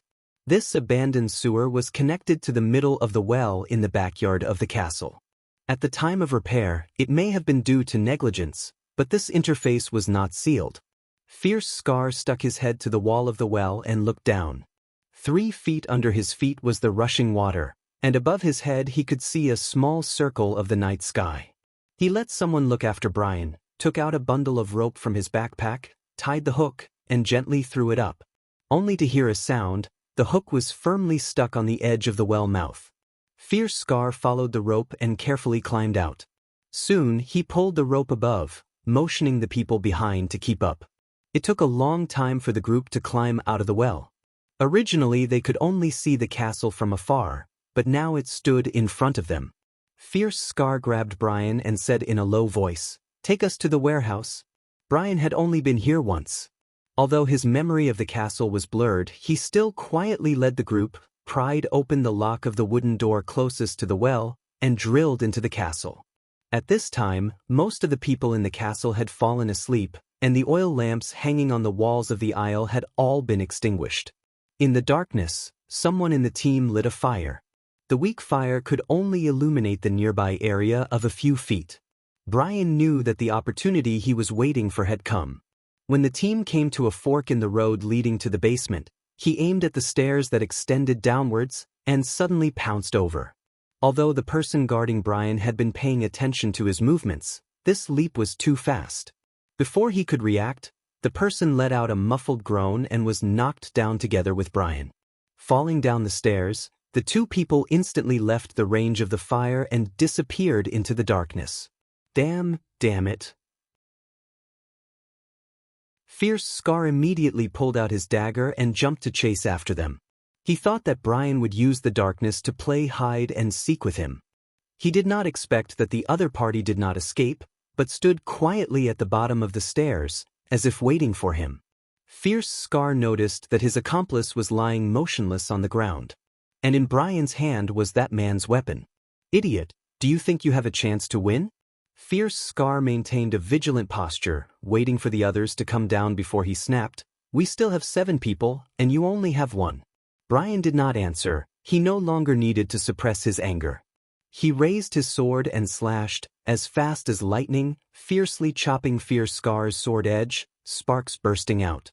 Not waiting for the other side to assume the next round of posture, his straight stab had already pierced Fierce Scar's shoulder. Fierce Scar screamed in pain and fell back. Another person stepped forward and blocked Brian's pursuit. This was an excellent place to attack. The narrow aisle made it impossible for the opponent to play their advantage in numbers. As long as he stood in the middle of the aisle and faced the enemy, the other side would not be able to do anything. This place could not accommodate 2 people side by side wielding their weapons. In terms of swordsmanship, Brian was confident that he would not lose to anyone in the patrol team. When this group of scum was lazy, gambling, and indulging in the bar, he was still honing his fighting skills. Regardless of the wind, frost, rain, and snow, he had not stopped for several years. This was also the reason why he did not choose to immediately shout for help.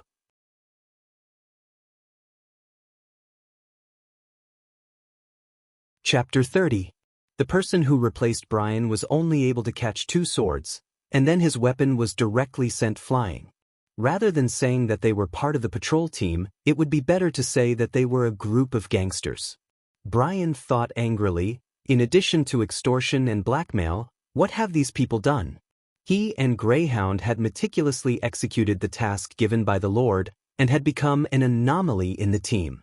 But it was this group of waste. In order to rely on the stronghold, they did not hesitate to harm the town, and killed Greyhound, using extremely despicable means. Unforgivable. He brandished his sword to chop the neck of his frightened opponent. At this moment, a shadow pierced out from under the target, and in the blink of an eye it was close to Brian's heart. This attack was too hidden, and when he noticed it, it was already too late to block. In desperation, he fiercely kicked the ground, and his body bounced back. At the same time, he felt a stabbing pain in his chest. After rolling 2 laps, Brian stood up and immediately put on a defensive posture. The sneak attack just now had only pierced his coat and skin, but fortunately it was not a big deal. The key was the person who stabbed him. In his impression, there was no one in the patrol team who had such swordsmanship. Hey, you actually dodged. The man pushed away his teammate who had lost his weapon, and step by step came forward. Under the light of the fire, Brian found out that he did not know the other person. He was not tall, but his hands were too long, and if they hung down they would almost reach his knees. His face was also unfamiliar, and Brian swore that he had never seen such a face. You are not a member of the patrol. Or you. Although he did not have much contact with the 5 people next door, but he always recognized them. The guy in front of him had obviously replaced one of them, and followed the team into the castle. It was not surprising that he did not find him in the middle of the night, but it was impossible for Fierce Scar to not find him. Since they were not surprised, then there was only one explanation. This guy was deliberately arranged by Fierce Scar. You have already guessed the answer. Why ask me? He smiled indifferently. Anyway, you are going to die soon. Then he hurt me. Fierce Scar hatefully said. Viper, quickly cut off his hands and feet. I want to slowly drain his blood. I'm sorry, Mr. Sills. I must complete the mission given by the Earl first. Before he could finish his sentence, the guy known as Viper approached him. The angle of his attack was tricky and strange. Coupled with his extremely long arm span, Brian fell into a bitter struggle. He was forced to retreat again and again, unable to find a chance to fight back. I was too careless. Brian was a little anxious. They had been fighting in the underground passageway for so long. The people above should have noticed, right? Originally, he planned to personally take revenge for Greyhound, but now he only hoped to hold on for a little longer, waiting for His Royal Highness Personal Guard Knight to come and encircle this group of villains. You seem to be expecting something. Viper suddenly paused his attack. I'm guessing you're waiting for the prince's men to come and save you? Unfortunately, this kind of stone castle was different from the usual taverns and hotels. The entire floor of the house made of wooden frames would creak when someone was having fun. As long as the door is closed, even if you yell at the top of your lungs, they won't hear anything. Brian couldn't help but stare blankly. Viper was waiting for this opportunity. He kept his sword in a downward position to paralyze his opponent. His other hand was slightly raised, and he pulled the trigger of the crossbow hidden in his sleeve. An index finger-long arrow was shot from his sleeve. Brian only heard the soft buzzing sound of the bowstring. The arrow had already entered his lungs. An unbearable pain exploded in his chest. Brian threw his sword at the snake that was pouncing on him, turned around and ran away. But the blood that leaked from his lungs quickly rushed into his trachea, making it difficult for him to breathe. He didn't run far, when Brian tripped on the threshold and fell heavily to the ground. Viper quickly caught up, wanting to end his opponent, but he was stopped by Fierce Scar. Let me do it, he gnashed his teeth and said, I want this guy to know the consequences of stabbing me. Viper's face flashed a trace of coldness, but in the end he stepped aside and said, do it quickly, don't forget our business. Fierce Scar grabbed Brian's hair and growled at him, believe me, you will die a painful death. Brian wanted to spit a mouthful of blood on his opponent's face, but his whole body's strength flowed out like water. He knew that he didn't have long to live. The regrets of the past rushed into his heart, such as the wife he didn't know, such as the night dream that couldn't be realized. But the most regretful thing was, he couldn't avenge Greyhound. Wait, what is that? He blinked and saw a woman sitting on the box in front of him. Although in the dim light he couldn't see the other person's appearance clearly, but the exquisite figure showed that she was undoubtedly a woman. Hell, is this an illusion? When he fell into the room, he didn't see anyone inside. Did the gods in heaven hear his complaints and deliberately create an illusion to comfort him? Hey, you guys are fighting in other people's territory, and you still want to kill people in front of me? I'm afraid it's not appropriate, right? Brian felt Fierce Scar's hand tremble, and he suddenly let go of his hair. The sound of weapons being unsheathed came from all around, and several people shouted at the same time, "Who are you?" Their reaction was too. Wait, Brian's consciousness was hazy. Was what he saw not an illusion? Of course, I'm from here. The woman jumped down from the barrel, bent down and patted the dust on her robe. In the dim light of the fire, Brian saw a strange pattern embroidered on her robe, 3 juxtaposed triangles, and a huge eye embedded in the center. The outline of the eye reflected a little golden light under the illumination of the fire. What about you? Did you sneak in from the gutter? Her voice was crisp and sweet, but without any emotion. This is not common sense. No one should be so calm when seeing a murder scene. Viper was also aware of this. His expression was dignified. He slowly circled to the side of the other person and suddenly raised his sword to stab. The woman didn't even turn her head. She lightly waved her hand. Viper didn't even see her weapon. He only felt a cold wind brushing his body. With a scream, Fierce Scar couldn't believe his eyes. He saw Viper rush forward and quickly retreat. The place where he originally held the sword was empty.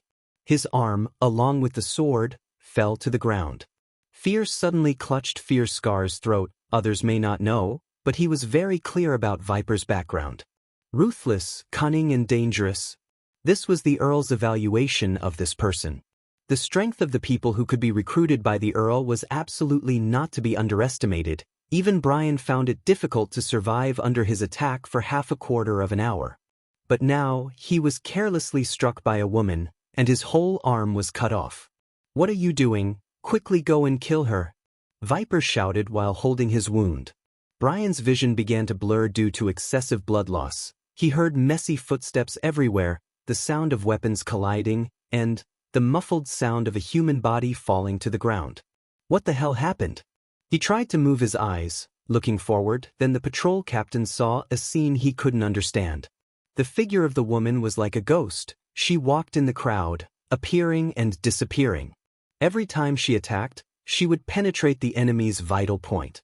Rather than killing, it was better to say that she was dancing. He had never seen anyone who could wield a killing weapon with such a sense of rhythm. The sword flew up and down, drawing an incredible trajectory. In comparison, the surrounding people were just a group of clumsy clowns. They fought back in vain and fell down in vain. Eventually, she was the only one left standing proudly.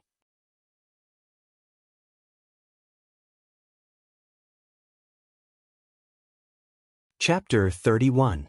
Roland sat in front of his desk in a daze. He did not expect that someone would actually dare to kill his way into the castle. If not for Nightingale's timely discovery, he was afraid that he would have already been killed. Who was it this time?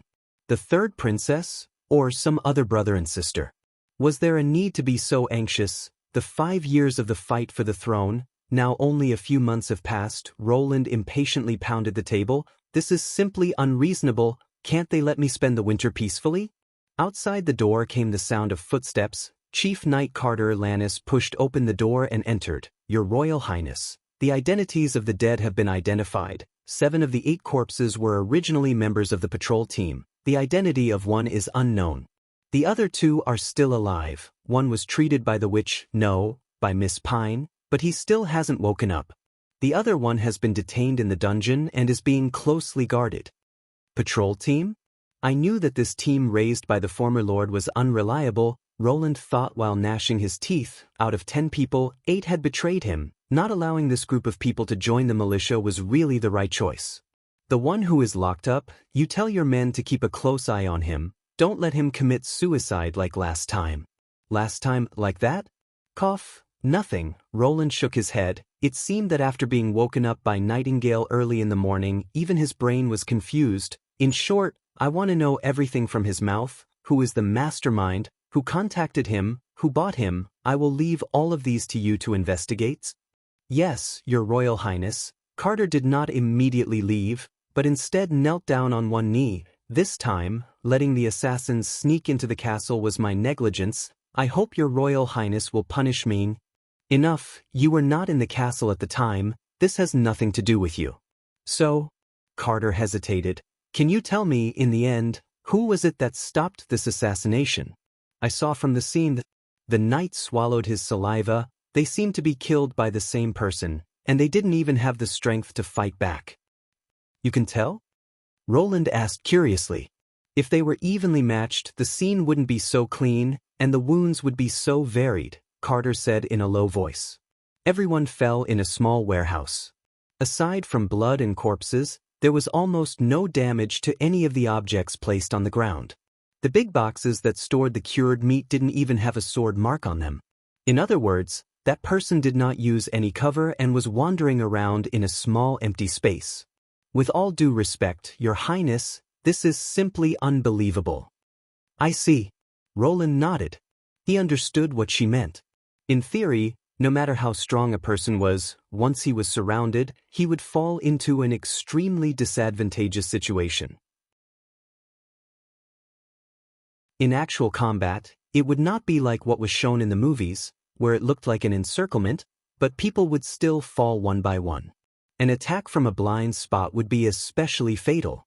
Therefore, in a one versus many situation, the correct strategy was to rely on the terrain and environment, allowing oneself to face the enemy head-on. However, Nightingale was no ordinary person. No matter what, go do what you have to do first. This person can't show up for the time being, but when the time is right, I will tell you.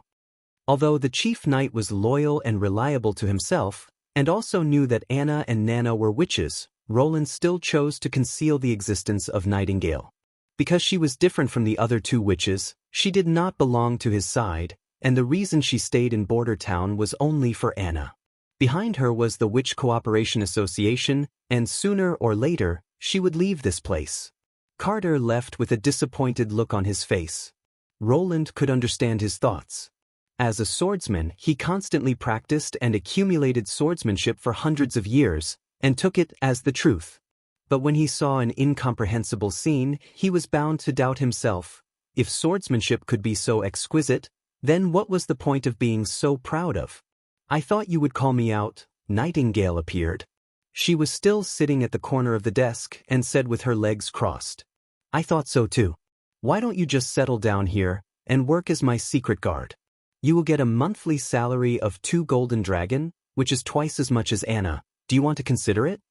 Roland began to persuade her. "The house has a garden, 2 days off a week, and every year you will get paid leave. Well, it means that you will get paid while you rest." To his surprise, this time the other didn't flatly refuse, but instead smiled and said, "I can't abandon my partner." "Then call them all. After the winter is over, Border Town will have a big construction, and when the time comes, we can accommodate as many people as we want. And witches can also walk on the streets without discrimination, and no one will think of you as evil." "Wait until you achieve this," Nightingale said with a shrug. All right, Amway still depended on the product. This kind of thing could only be done slowly. Roland changed the subject. "Has Nana been safely sent back?" She was really scared. The prince sighed. He was woken up by Nightingale in the middle of the night, and after seeing the scene, he almost vomited. She briefly explained what had happened, and Roland ordered her to secretly bring Nana out. The little girl, who usually only treated chickens, saw a living person covered in blood, and immediately fainted. In short, after a lot of chaos, she was able to heal the patrol captain with a face full of tears. In order not to let his family know, Nightingale was also responsible for taking her back. When everything was finished, it was almost dawn. "What do you think of this matter? Can you guess which of my good brothers or sisters did it?" Nightingale shook her head. "They are all patrol members. The only exception is that they didn't carry any evidence related to their identity. If it was a bribe, anyone can do it, but I think this matter may have nothing to do with your brother and sister." "But because it was too careless. It was an operation with many people, but there was internal strife in the team. After the failure, they didn't immediately commit suicide, and at least 2 people were left alive. And at that time, their performance was unprofessional, just like a street thug.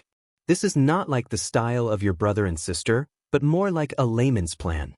I think even if I wasn't there, this assassination had no possibility of success. Don't forget that Anna is sleeping downstairs." Nightingale picked up Roland's cup, took a sip without a care, and then said, "Anyway, your knight has gone to the dungeon to ask for a confession, and I bet he will soon know the truth. Compared to your sister's chess piece, that guy is much inferior. He was kneeling and begging me not to kill him." "The seriously injured patrol captain. I seem to have seen him." "Really?" Nightingale tilted her head. "I think you should thank him. If he hadn't entangled the other guys, I wouldn't have found out so quickly that there were rats in the basement. Although I don't know why he did it, the enemy of our enemy is our friend, right?" "That's right," Roland thought, but the point is not whether he is a friend or an enemy, but what Nightingale said.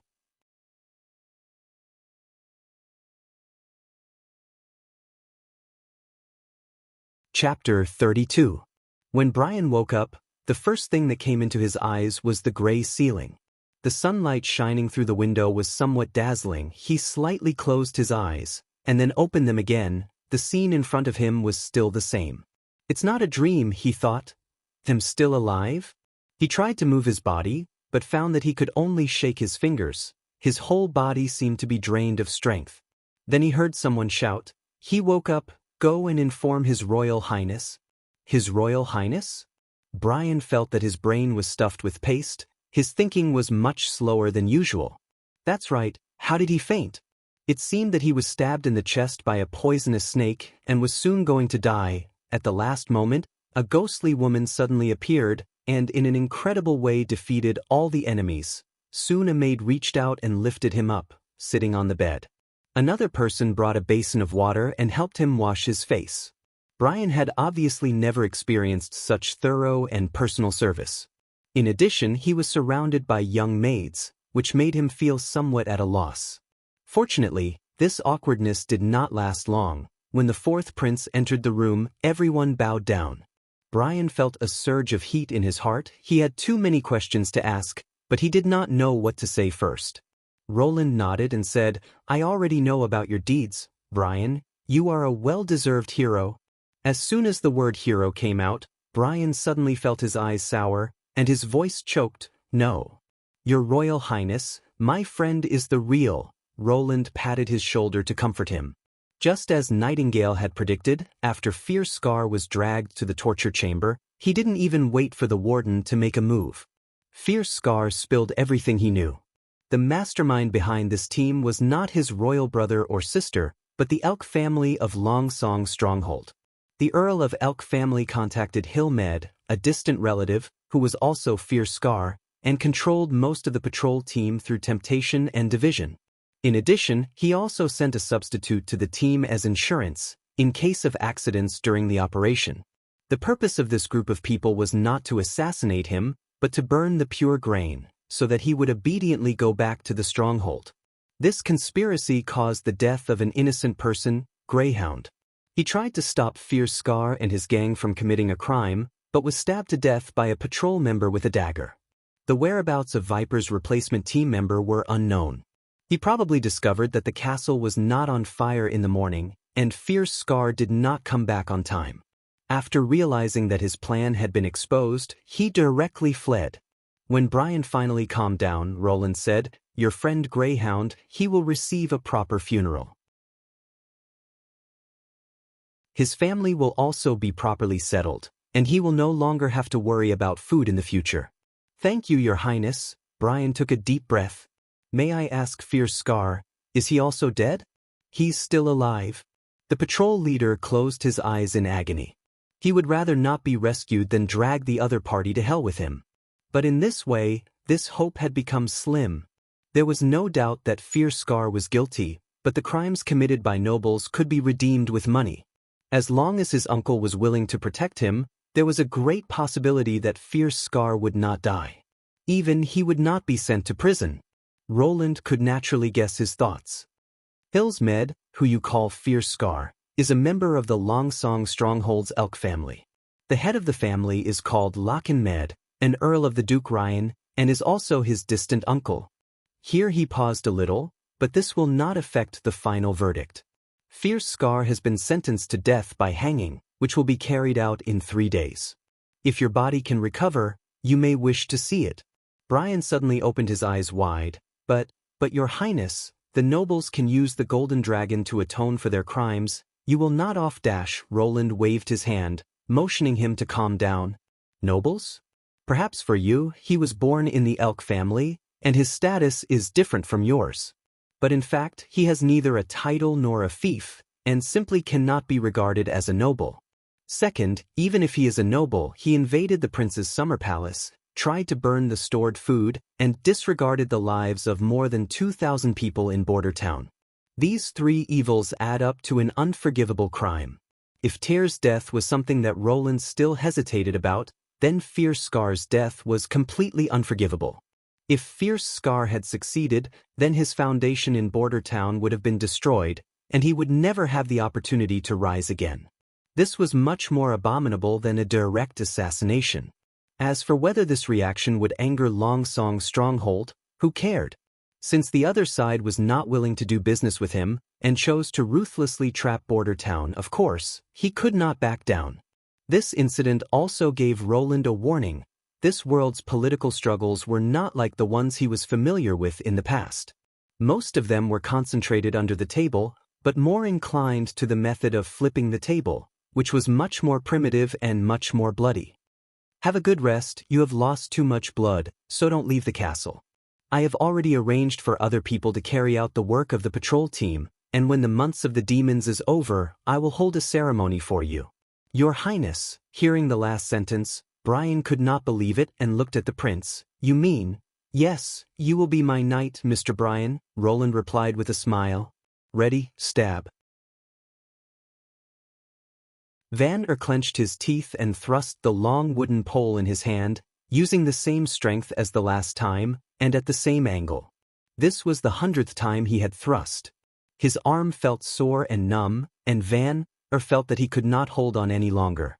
Although he had already thought so on the 50th time, after a week of training he still obeyed the order. To be honest, even he himself was surprised that he could hold on until now. Everyone, rest. After Iron Axe shouted the order, there was a sudden sigh of relief. Vanner was also relieved, put down the spear, and sat straight on the ground. Now, he finally understood that the militia he was in was not responsible for running errands for the guards or the knight. After a week of strange training, their exercises gradually became decent. For example, now, standing on the city wall, they stabbed and retracted their spears according to the command of the hunters. Although these spears were replaced by wooden poles, Vanner could quickly think of the role he had to play.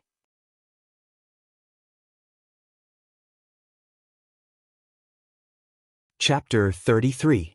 Stand up, His Highness the Fourth Prince is coming. Iron Axe clapped his hands and shouted before they had even rested for a quarter of an hour. Vanner quickly returned to his position. The previous special training had given him a conditioned reflex to obey orders. Almost subconsciously, he had already picked up the wooden stick and made the preparation for the previous stab.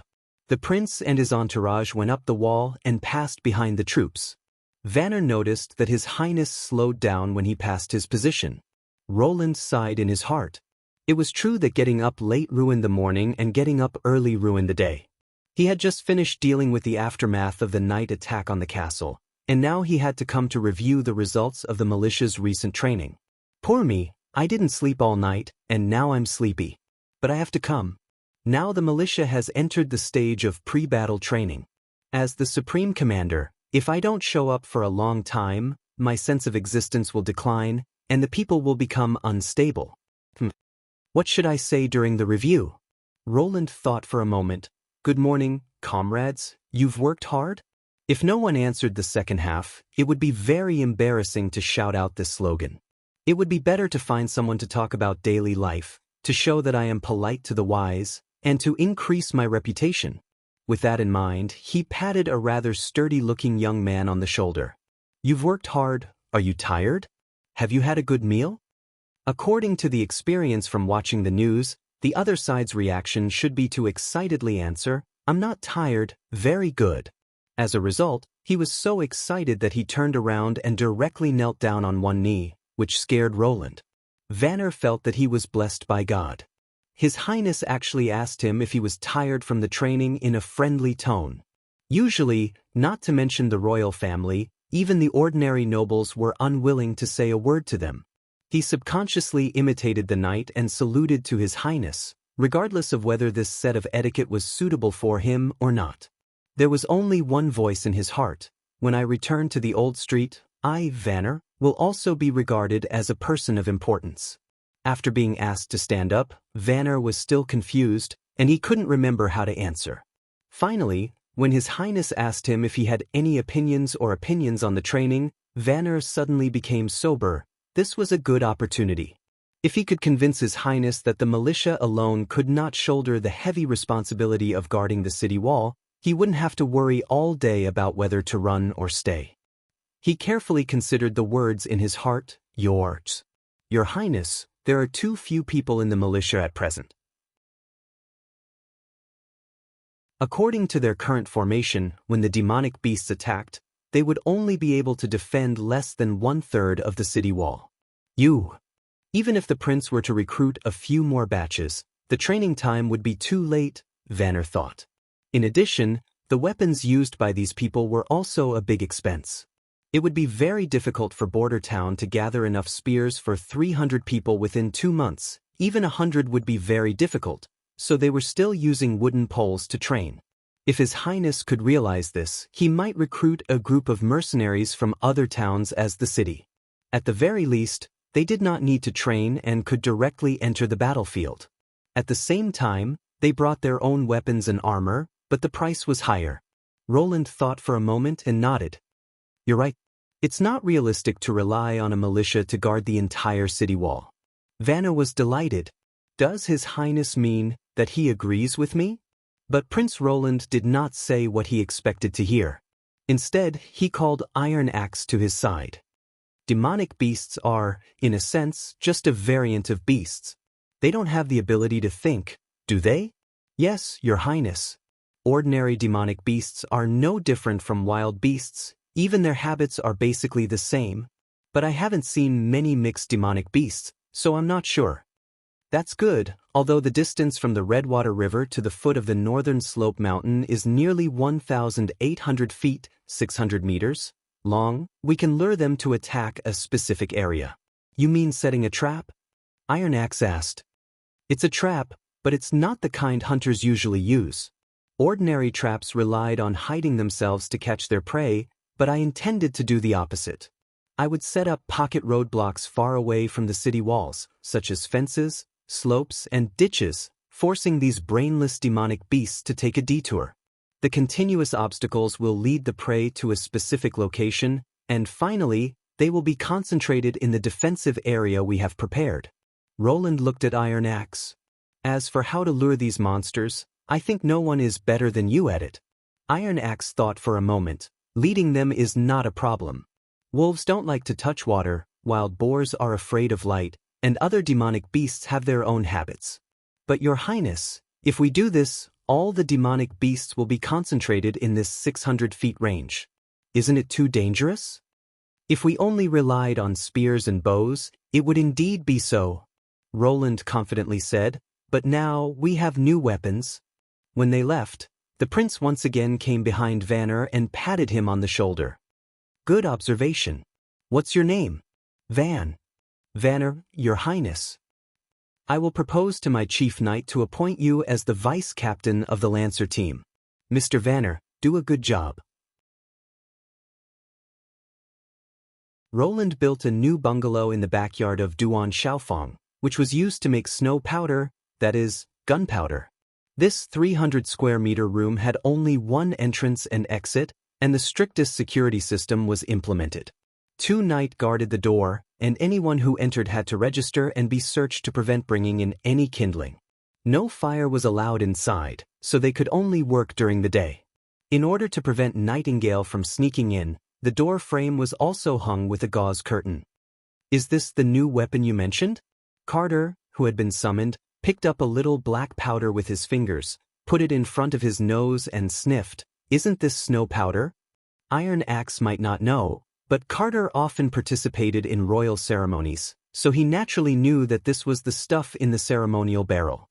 It was the proudest work of the alchemy workshop. The formula was a secret to outsiders, but if the prince wanted it, he would definitely get it. It's snow powder, but not exactly, Roland said. The alchemy workshop's latest improved product, I call it gunpowder. Gunpowder could be said to be an essential farming tool for any transmigrator. The materials came from a wide range of sources. As long as one knew the best ratio of charcoal, sulfur and saltpeter was 1:1:7:5, it could be produced without any technical barriers. In this era, the snow powder contains 60% charcoal, 20% sulfur and saltpeter, and 20% other strange materials, such as mercury, butter, honey, etc. It burned slowly and released little gas, so it was completely unable to play the role of gunpowder.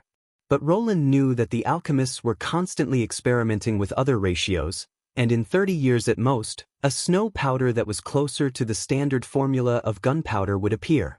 In history, it took a long time after the invention of gunpowder before cold weapons were completely eliminated. This was because the formula and the corresponding weapon manufacturing process could not keep up.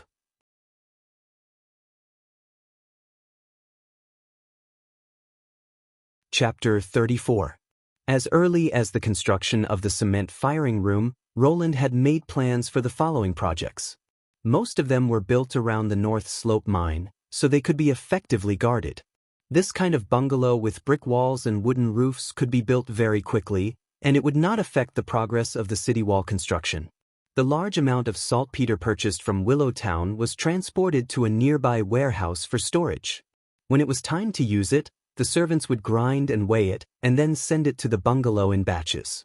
The same was true for charcoal and sulfur. The handling and mixing of the three raw materials were done by different groups of people, so as to minimize the risk of leakage. Roland weighed 20 pounds of black gunpowder and slowly poured it on a piece of sheepskin. The gunpowder had been soaked, compacted, dried, hammered, sifted, and other processes. It had a uniform size of particles, and its combustion performance was excellent. In order to prevent the collision of sparks and accidents, the whole production process did not use any metal utensils. Most of them were ceramic or wood products. After pouring the gunpowder, Roland folded the sheepskin layer by layer, wrapped it in 3 layers, and then tied it tightly with a rope. "Is this all right?" Carter asked. "Can this thing in front of us be called a weapon?" Although it was an improved version of snow powder, who could be scared by the sound? It might be effective against farmers who had never been on the battlefield, but any trained soldiers and mercenaries would not pay attention to it. But the chief knight thought carefully. What His Highness had done recently seemed unreasonable, but most of them had amazing effects. If the intelligence of demonic beasts was similar to that of wild beasts, perhaps this thing would be unexpectedly effective? For example, a loud noise would frighten them and make them scatter, thus reducing the pressure on the city guards and so on. Roland put the wrapped gunpowder into Carter's arms, and then took a bag of finely ground gunpowder used to ignite the fire. "It's almost time, let's go outside the city wall, iron axe should be ready." About 2 miles west of the city wall, between the concealing forest and the impassable mountain range, was the test area he had drawn. Iron Axe and several other hunters had been waiting here for a long time. Except for Iron Axe, they were all locals, and they were also the best archers. Hearing that His Highness had a task for them, they could not wait to follow Iron Axe. By now, everyone knew that the new Lord of Border Town would never be stingy with his hiring fees. Following Roland's orders, they erected long wooden poles and tied ropes around the perimeter, forming a perimeter of nearly half a kilometer. Night patrols were arranged near the city walls to prevent anyone from approaching by accident. Roland walked around the perimeter to check the perimeter and nodded. "Have you brought the prey?" "Your Highness, they're all here." Iron Axe came forward, dragging a cage. Carter noticed that there were several pheasants and rabbits inside. "Very good. Put them 5, 10, 15, 30 steps away from the center. Tie one to each stake." Carter secretly shook his head and stepped forward to suggest, "Your Royal Highness, I'm afraid that the animals you chose will not be able to test the effects. They are very timid and will scatter in all directions at the slightest sound. Even if you can scare them, you might not be able to scare away the demonic beasts." "Scared away demonic beasts?" Roland was slightly startled, but then he responded, "I don't intend to scare them away, even though the sound of this thing's explosion is really amazing." He walked to the center of the circle with the chief knight, put down the gunpowder bag, and used a dagger to make a small cut, letting some of the gunpowder leak out. Then he took out a leather bag filled with gunpowder and sprinkled it from the cut, while moving backward. Today was a windless day, which was very suitable for this primitive method of detonation. After retreating nearly 100 meters, Roland put away the leather bag. "All right, let's ignite it here." He repeatedly estimated the distance, and after confirming that it was correct, he said to Carter, "Go and call all the hunters." At this moment, Roland was also a little excited. He had already done a small flashover test before, so he was not worried about the test results. What he cared about was that this would be a great moment. From today on, firearms would officially appear on the stage, and he would be written as a milestone in history as a leader. After everyone gathered, Roland ignited the gunpowder. Carter was lying on the ground, looking at the quickly disappearing sparks. His heart was quite disapproving.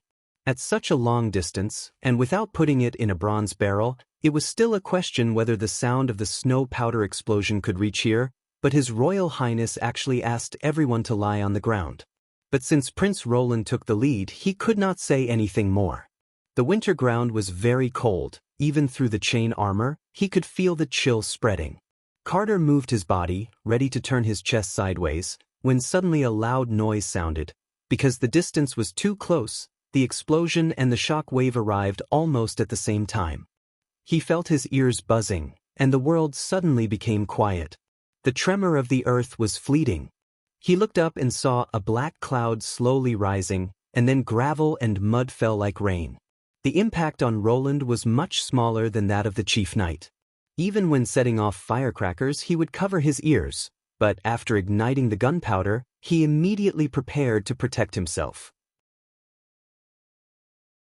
The point of the explosion was not like in the movies, where a huge fireball would appear. The fire flashed, and a large amount of mud was lifted up by the air wave, rushing about 10 meters into the air. When the dust settled, the only thing Roland felt was, the sound was much louder than firecrackers.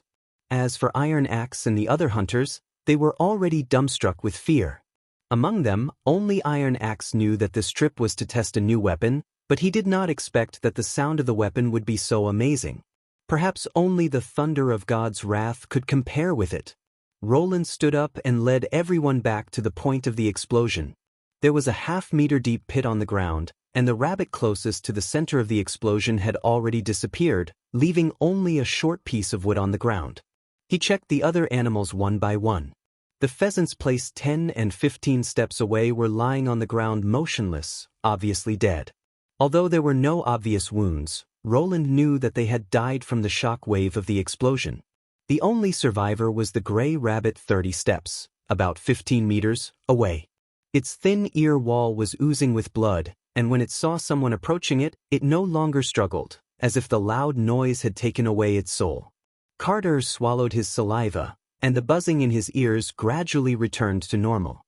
At this time, he understood what His Royal Highness meant when he said that he did not intend to scare them away. Is this really an improvement of snow powder? With this result, I'm afraid that the alchemists are far superior to the astrologers. Iron Axe looked at Roland with a completely different expression. Your Royal Highness, if the militia could have such a weapon, Border Town would no longer have to fear the threat of demonic beasts. I don't know if it can be mass-produced. Roland spread his hands. Probably not. When the months of the demons come, I estimate that we can only make 20 or 30 of them. The main key was saltpeter. In this era, the method of producing saltpeter was still very primitive. They collected the precipitated potassium nitrate crystals by pouring a mixture of lime into the feces and urine of humans and animals. In addition to the alchemy workshop and the upper-class nobles, there were almost no other uses. Therefore, there were not many such refineries, and if they were all used to make explosives, they would soon be exhausted.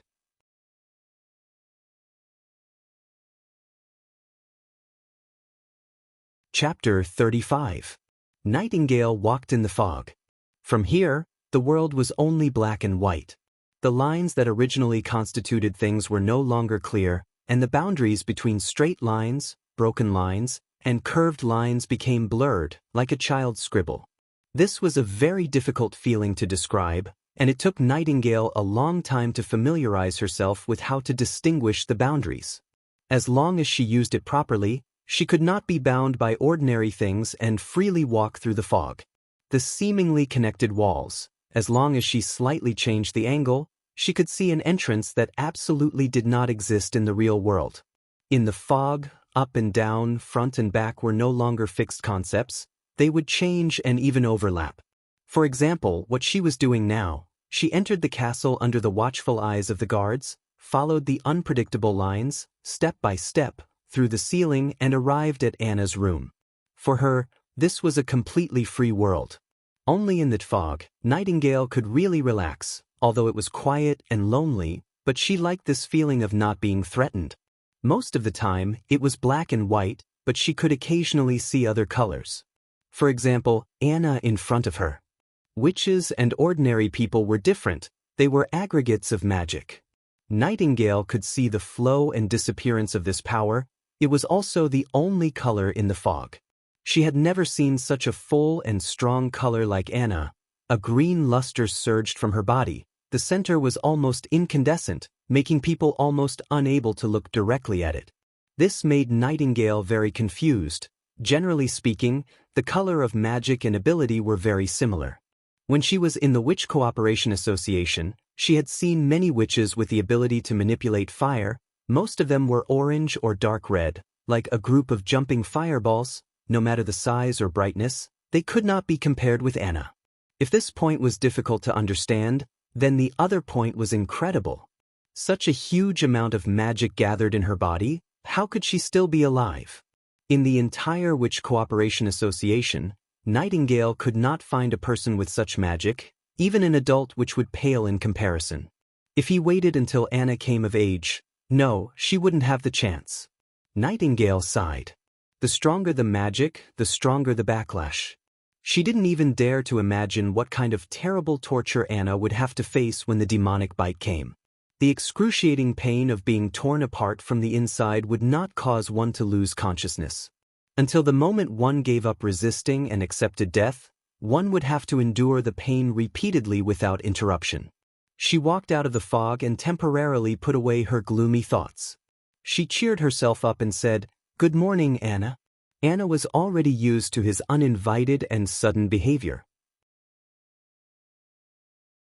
She nodded and did not answer. Instead, she continued to practice controlling the flames. Nightingale rubbed her nose and sat down beside the girl's bed. She had seen this kind of practice many times. In the beginning, Anna would accidentally set her clothes on fire. In the shed in the backyard, there was a bucket full of clothes for her to change into. Later, she was able to skillfully make the flames dance on her fingertips.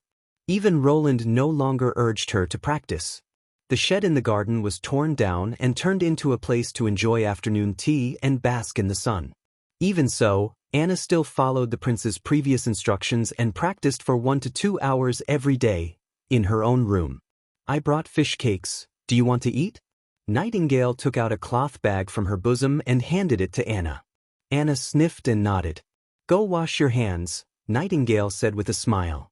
Fortunately, she didn't hate her, she just wasn't good at talking. Speaking of which, she obviously cared about Nana very much, but she also didn't talk much. In fact, except in front of Roland, she rarely spoke. In contrast, Roland talked too much. He always had an endless list of reasons.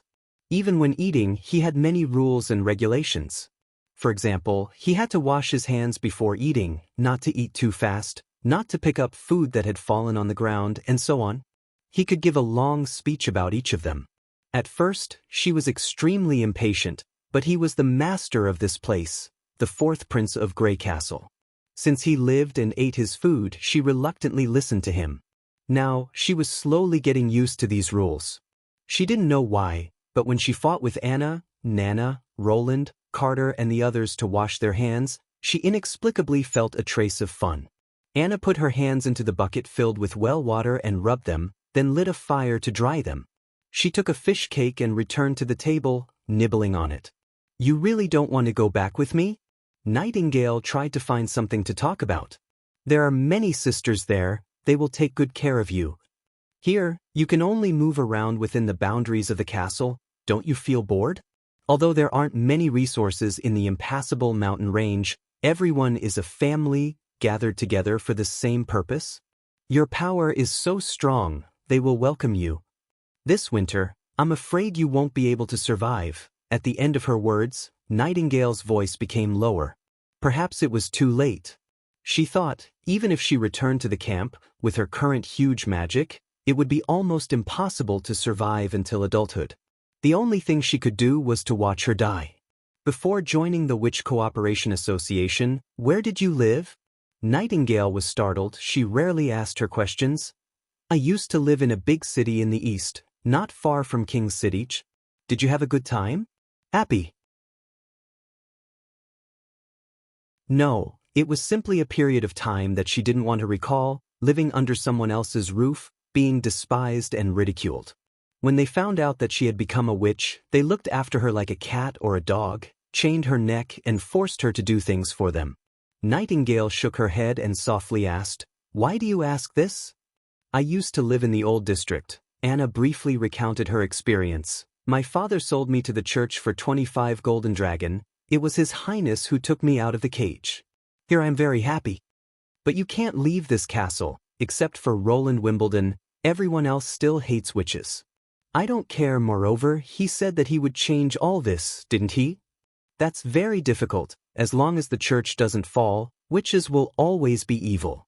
Anna didn't refute. The silence was somewhat long enough that Nightingale thought she would never speak again. She suddenly asked, "Are you happy in the Witch Cooperation Association or here?" "What are you talking about?" Nightingale was caught off guard. Of course it's the Witch Cooperation Association?" To tell the truth, she wasn't interested in finding the Holy Mountain, but there were friends there that she couldn't give up. Was it Border Town? If she hadn't heard that there were witches in danger, she wouldn't have come here.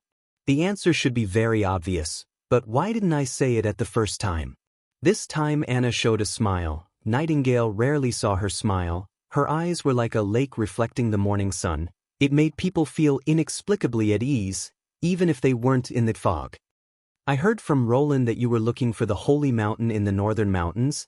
If the Holy Mountain means stability and a home, I think I have found it." This was her Holy Mountain, Nightingale realized. Although she didn't have much life left, her soul would reach the other side earlier than most witches. At this time, outside the door came the sound of rushing footsteps. Nightingale listened carefully. It sounded like Nana's footsteps. The door was pushed open, and Nana Pine rushed in.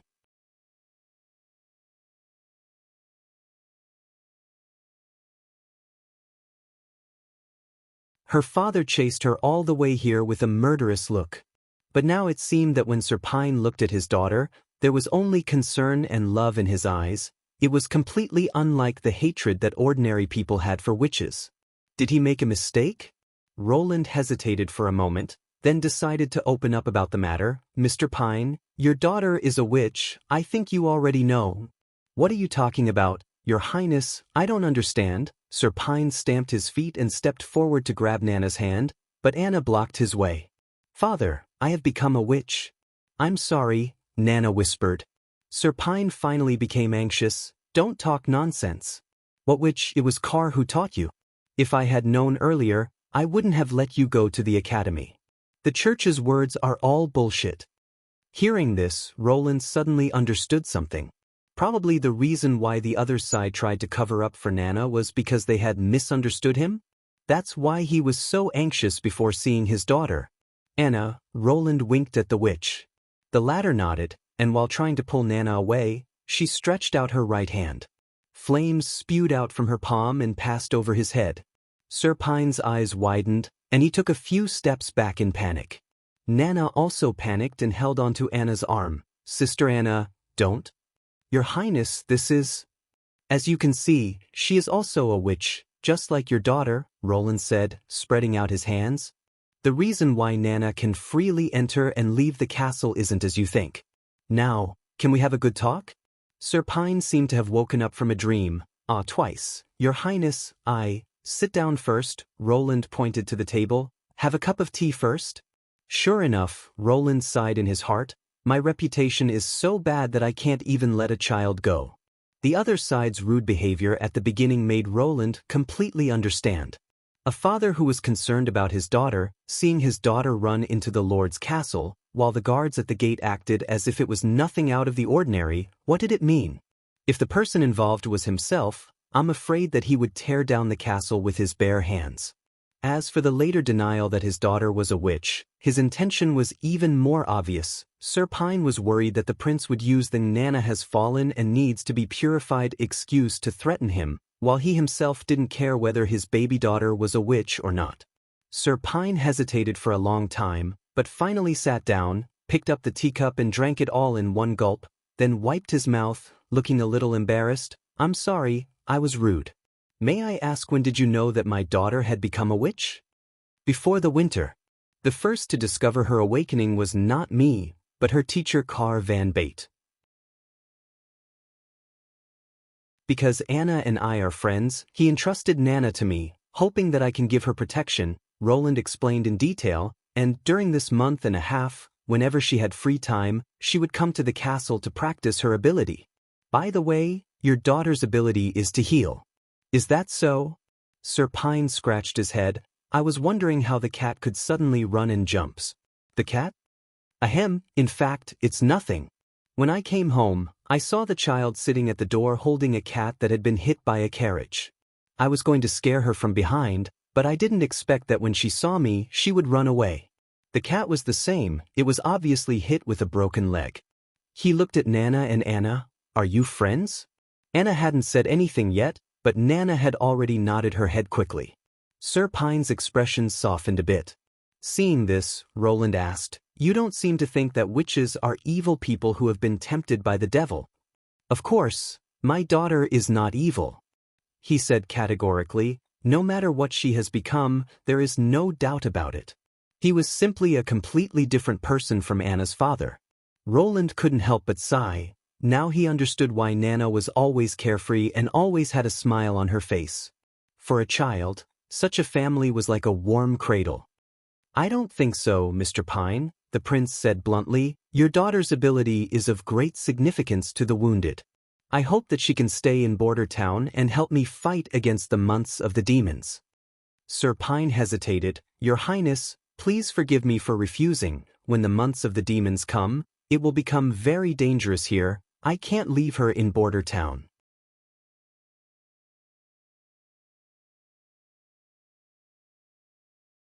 Chapter 37. Danger is relative, Mr. Pine, and danger also means opportunity. Prince Roland read the relevant information collected by his assistant minister. I heard that you inherited your father's title? He was a knight, and later, because of his meritorious service in battle, he was awarded the title of Baron and a fief. Exactly, Pine said, nodding. That battle was a battle of honor for the innocent, and it was also during the months of the demons. A small number of demonic beasts accidentally crossed the defensive line of Longsong's stronghold through the Redwater River and entered the hinterland of the Western Territory. At that time, your father was patrolling the area, and when he encountered the remaining demonic beasts, he did not choose to avoid them like most people, and instead informed the reinforcements to encircle them. Because behind him was an undefended town. Although that town had nothing to do with him, Roland said, while paying attention to Pine's expression, you should know better than me what happened next. Your father gathered the town's militia, and with his own attendants, he fought against the demonic beasts and won. Yes, he said with a somewhat excited tone, obviously full of yearning for this family history. One of them was a huge monster, like a deer and a cow, or perhaps it was a mixture of both. Its legs were thicker than my father's torso, and when it ran, the ground trembled. If it were me, I really wouldn't know how to defeat such a monster. But he did it. My father stood near a shallow ditch, luring the enraged beast to him. Taking advantage of the moment when it accelerated, he lay down in the shallow ditch, propped up his broadsword, and placed the hilt on a stone at the bottom of the ditch. That seemingly invincible fool directly hit the tip of the sword, and its whole belly was cut open, and its intestines and black blood flowed out, almost drowning my father. My family's fireplace still has a trophy from that battle, a huge demonic beast horn.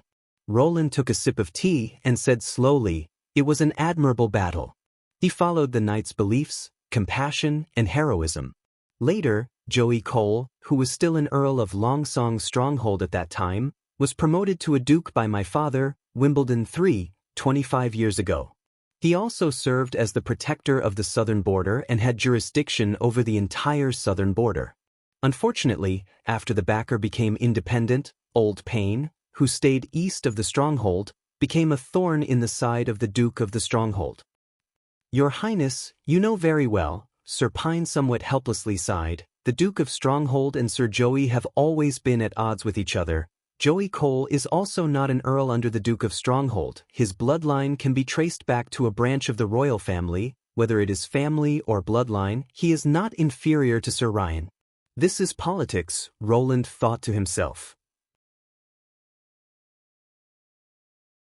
Wimbledon III's game of checks and balances.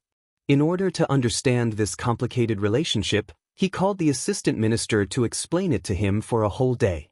The enfeoffment and jurisdiction between the nobles was extremely chaotic. In theory, the higher nobles had the right to issue orders to the lower nobles, but in practice it was much more complicated. Joey Cole and the Duke of Ryan were examples.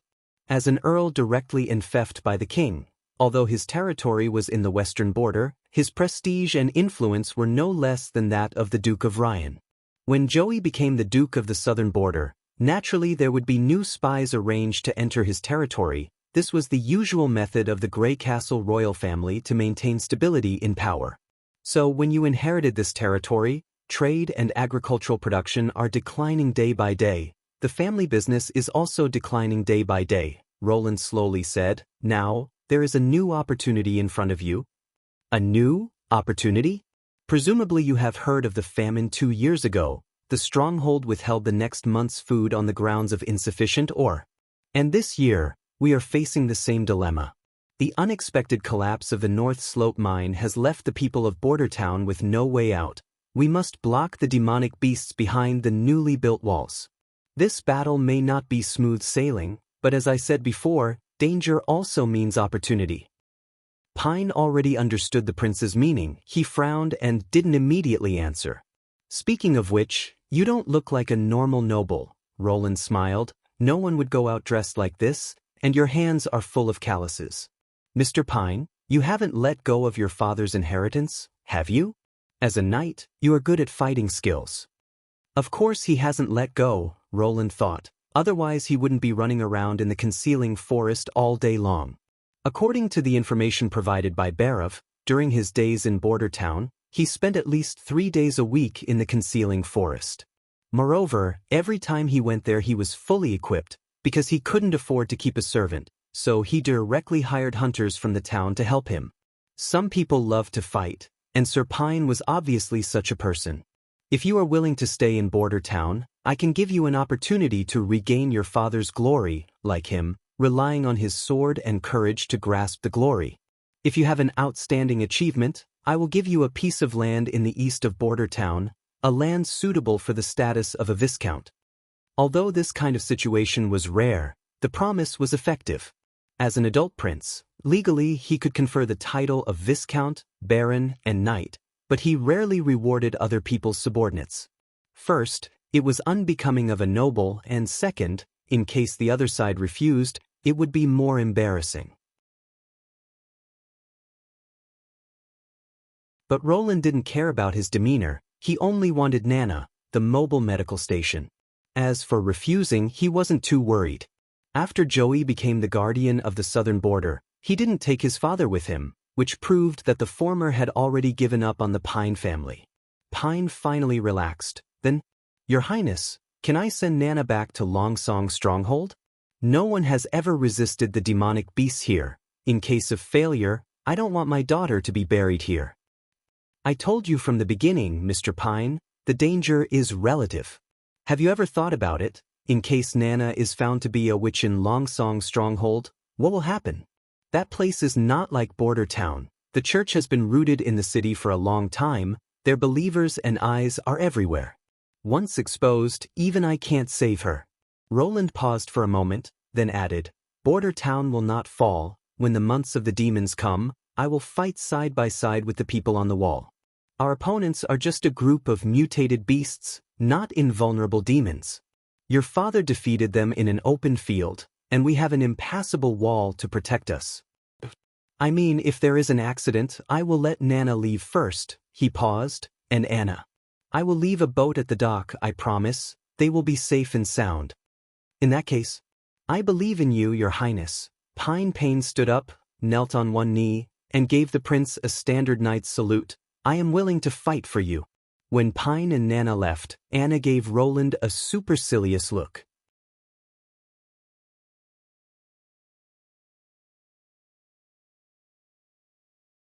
Chapter 38. Iron Axe knew that he was being supervised. The hunters who had participated in the test explosion that day were gathered together and moved into a 2-story building near the castle. Looking out of the window, he could see a stone wall with guards guarding the entrance and exit. He didn't care about this at all, and even felt that His Highness had only sent 2 guards to guard the place, which was very imprudent. Until now, Iron Axe still remembered the roar of the test explosion that day. No weapon had ever brought him such a strong shock. In the extreme south, he had seen the orange fire erupting from the ground, which could last for decades. He had also seen the wind and huge waves covering the sky at the Endless Cape. However, the power of heaven was unpredictable. It was the will of Mother Earth or the sea god, and the iron whip used by the gods to punish all living things. But His Royal Highness had stolen the authority of the 3 gods with his own strength and obtained the power of heaven's punishment. Although he was still far from the real father's thunder, it was not a realm that a human could achieve. In Iron Sand City, if the participants were still useful, they would usually have their tongues cut off. Of course, this was not the safest way, only the dead would keep secrets forever. As for the foreigners, it would be blasphemy if they looked at it, and it would never be possible for foreigners to join the core class of the Majin clan. The prince knew that he was half an alien, but he still allowed him to witness the fire of heaven's punishment, and planned to let him be responsible for the formation of the hunter team. This trust made Iron Axe's blood boil. In Iron Sand City, he had experienced countless betrayals and frame-ups, and fled to the southern border of Grey Castle. He was discriminated against because he was half Sand Nation and half Mainland Nation. Finally, he came to Border Town disheartened, intending to rely on hunting for the rest of his life. He did not expect that he would be favored by His Highness here. He had no doubt that with this new weapon, the one to win the battle for the throne would be His Highness Roland Wimbledon. Thinking of the opportunity to serve the future king, Iron Axe was very excited. Everyone, gather downstairs. Hearing the voice, Iron Axe looked up and found that it was the chief knight of the fourth prince, Carter Lannis. He quickly tidied up his clothes, walked downstairs, and stood at attention in front of Carter. He had participated in the training of the militia, and knew that His Highness liked disciplined and uniformed troops. The other hunters were much slower. The 6 of them spent about half an hour to line up. Same old place, come with me. Carter did not seem to mind. He led the group out of the door and went straight out of the city walls. It was still the location of the previous test explosion, but this time, there was no longer a warning line. Other than Roland, there were also 4 other knights. All of them were Carter's subordinates. Iron Axe noticed that the prince was fiddling with a strangely shaped metal stick while explaining something to the knight. Seeing Iron Axe and the others, Roland came up to them and said, "How is it? Are you used to living in the new place?" "Thank you for your concern, Your Highness." Everyone bowed and said that their new residence was very comfortable. In fact, the new house was much better than the old one, Iron Axe thought. At least it wouldn't leak, and the roof wasn't made of transparent straw, but tidy tiles. "That's good," Roland nodded. "The current arrangement is for safety reasons. After the end of the months of the demons, you can move back. In addition, I have already sent your first month's salary to your families, and you can also meet them every weekend. Of course, you will be accompanied by guards." "Thank you for your kindness, Your Highness," the hunters said cheerfully. This really surprised Iron Axe. Not to mention the iron law of the Sand Nation, even the management of the Grey Castle army shouldn't be so lax. Is it because of His Highness's personal tolerance? Iron Axe faintly worried that if he wanted to fight for the throne, he had to be ruthless. He had seen this too often in Iron Sand City.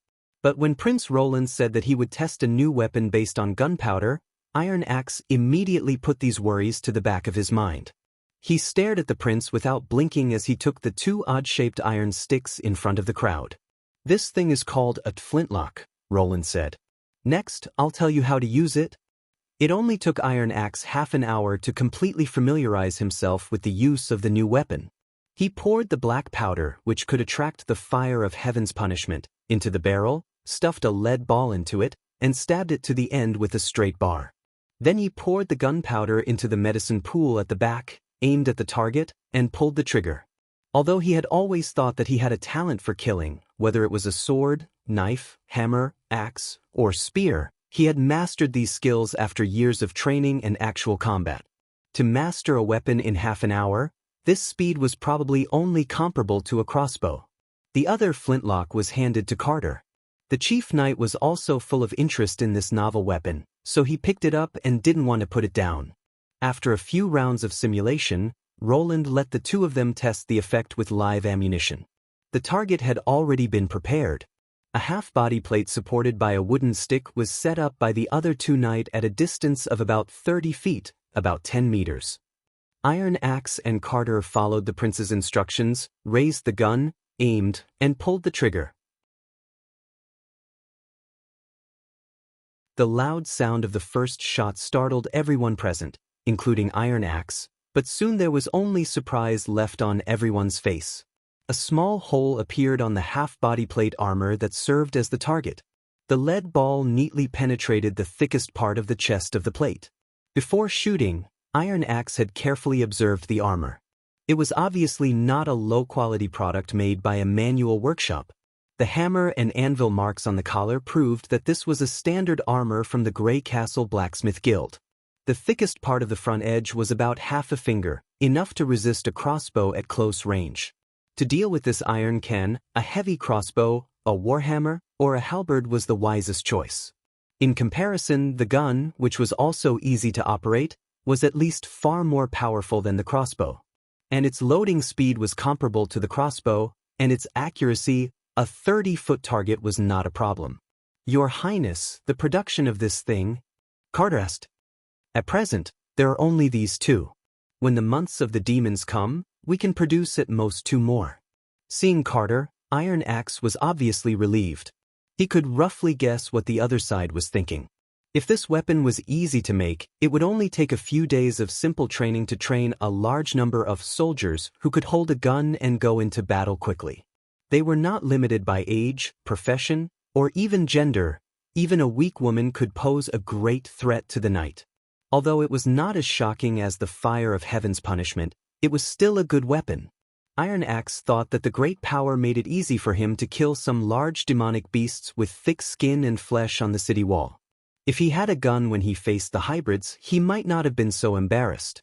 Roland was the only one who knew the true significance of this weapon.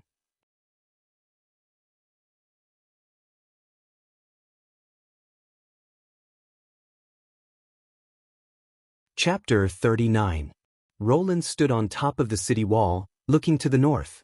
Over the past month, he had repeated the cycle of the castle, the mining area, and the city wall, checking every detail that might have been forgotten. The militia's stabbing movements were getting more and more skillful.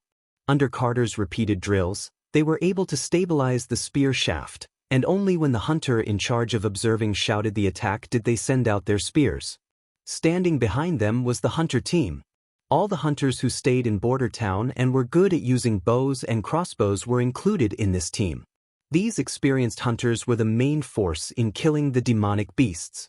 Shooting at the corner of the 12-foot-high city wall, there was almost no possibility of missing.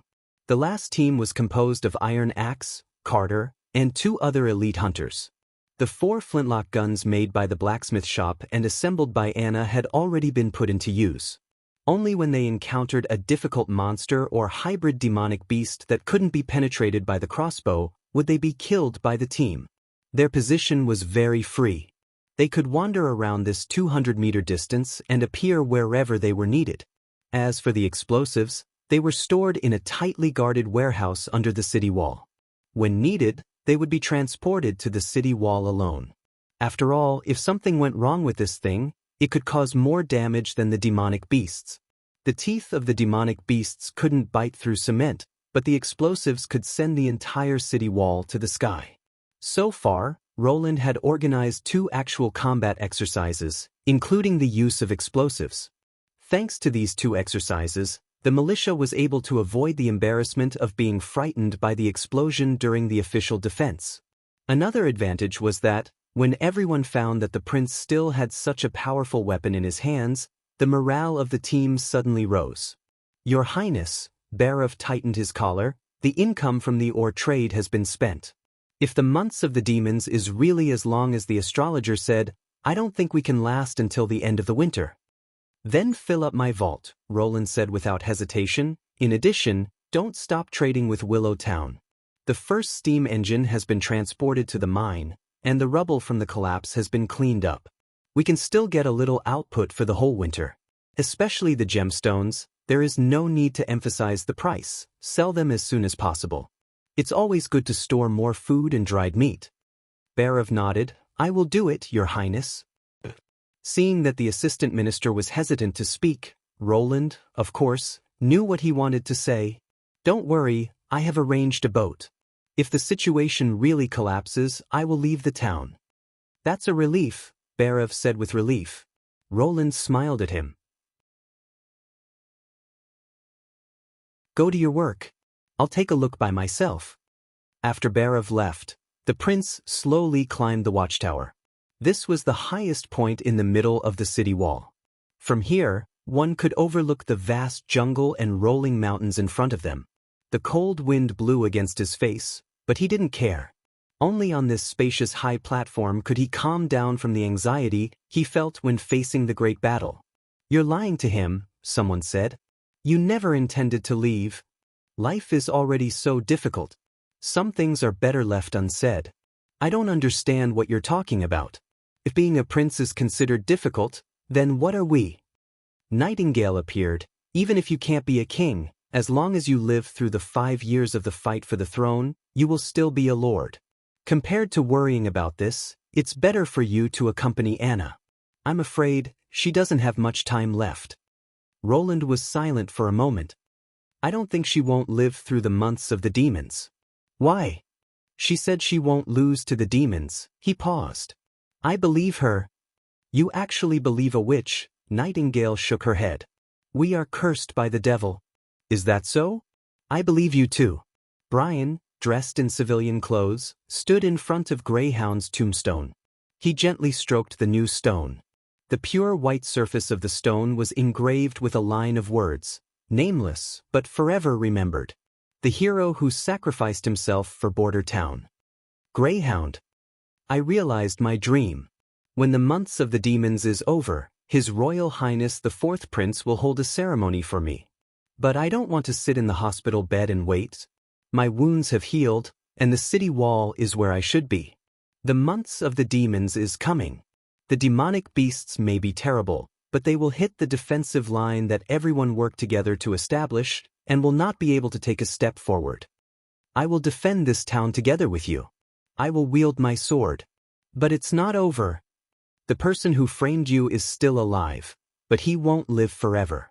This is His Royal Highness's promise to me. The next time we meet, I will bring good news." Brian bent down and placed a bouquet of flowers in front of the tombstone.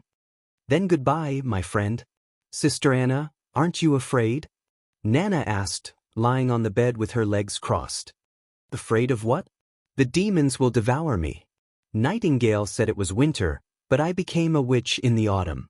This is the first time." "The first time," Anna thought. "It will be very painful. Sometimes you will even want to die immediately."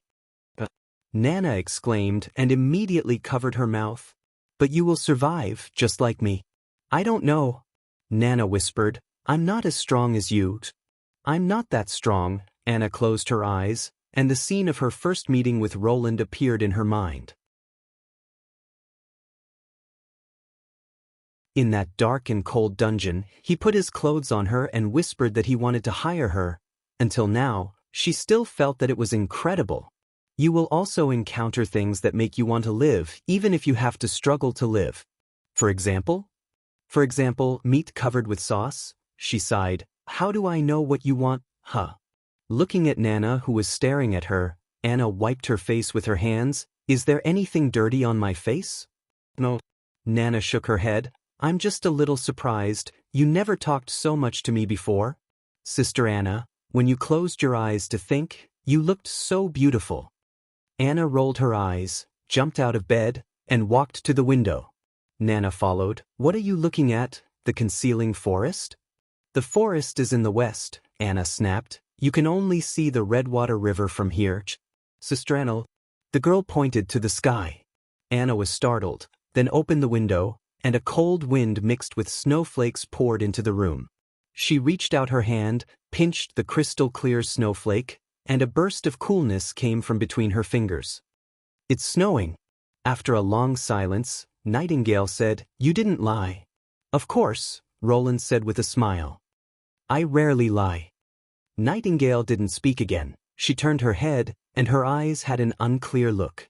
Suddenly, she felt a chill on her neck, and couldn't help but shrink her neck. Looking up, she found that, at some point, snowflakes were floating above the city wall. In the gray sky, there seemed to be countless white elves. They were dancing in the north wind, accompanied by the militia training slogan, "Flying everywhere."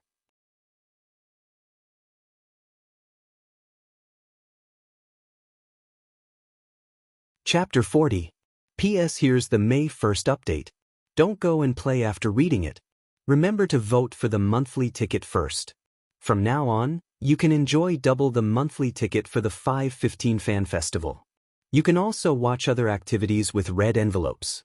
The pile of firewood was burning fiercely, but Jerome Wimbledon did not feel much heat. Although this was already a large tent sewn together from cowhide, and the bottom was also tightly packed with soil, so there shouldn't be any air leaks, but he still felt cold all over, especially his toes, which were so cold that he almost lost feeling.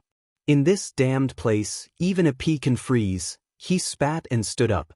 He clasped both sides of the table with both hands and lifted forcefully. The veins on the back of his hands suddenly bulged, and a 6-foot square solid wood square table was lifted off the ground.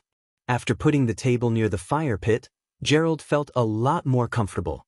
He took off his shoes and put the soles of his feet on the fire to dry. He spread out a paper roll in his hand and continued to write the unfinished letter. To my dear Livia, I have been in Hermes for more than a month. Of course, the people from the church prefer to call this place the New Holy City. If it weren't for the months of Demon's Pact, I wouldn't want to stay here for even a moment. I just want to go back to your hut and share a warm bed with you. Thanks to the pact, the army that monitors the church's every move has become their ally. Isn't it ironic? Speaking of the church, I have to admit that what they have done is amazing. I remember the first time I came here 20 years ago, there was nothing but mountains and stones in Hermes. The towns built by the church were at the foot of the mountain. But now, they not only opened up a road for carriages to go up the mountain, but also built a large fortress city on the top of the mountain. If it was summer, you should have come with me to see it. The New Holy City, they say, is even more magnificent than Grey Castle. Do you remember the theater in Grey Castle? You and I went there to watch The Prince's Revenge. You marveled at the ingenious shape of the theater and the spaciousness of the interior. But if you see the arena of the New Holy City, you will find that the Grey Castle Theater is nothing at all. Rather than calling it a building, I think it's more like an exquisite work of art. The space was the size of 5 theaters, but there wasn't a single stone pillar to support it. 8 things that looked like the bones of a giant beast extended out from the outer wall. The curved bones were connected to many branches and hemp ropes, suspending the entire roof in the air like a boom. How did they come up with this? There are also those bones. If they were taken from a demonic beast, I bet that guy must be more than 100 feet long. It was probably only in Hermes that one would encounter such a monster. But my dear, please don't worry. Even if the demonic beasts are huge, they are nothing more than the minions of the devils of hell. In front of the God's stone of retaliation, no evil could escape the punishment of God. Whether it was demonic beasts, witches, or devils themselves, they would all be turned into ashes. At this point, Gerald Wimbledon put down his pen and shook his numb hands. It was strange that he could hold a 15-pound two-handed sword for a whole day, but he felt tired after writing so few words. He laughed at himself. I'm really suitable for rough work. Speaking of demonic beasts, I suddenly remembered that my 4th brother was sent to a poor place like Border Town. I'm afraid that he has already fled to Longsong's stronghold with his tail between his legs, although the demonic beasts there can't be compared to the ones in Hermes. I can't blame him. Even if I went to that place, I could only take refuge there. From this, I can see how unfair my father is. Just because my 2nd brother was exceptionally smart from an early age, he decided to let him inherit the throne? My father forgot that he didn't win the throne of Grey Castle by relying on his intelligence. Since my mother's death, it has become more and more difficult for me to understand his thoughts. The following content made Gerald hesitate. He didn't know whether he should tell Olivia his real plan. After a pause, he decided to continue writing. If the plan went well, he should have arrived at the palace of Grey Castle by the time this letter was delivered. My dear, Scholar Ong is right.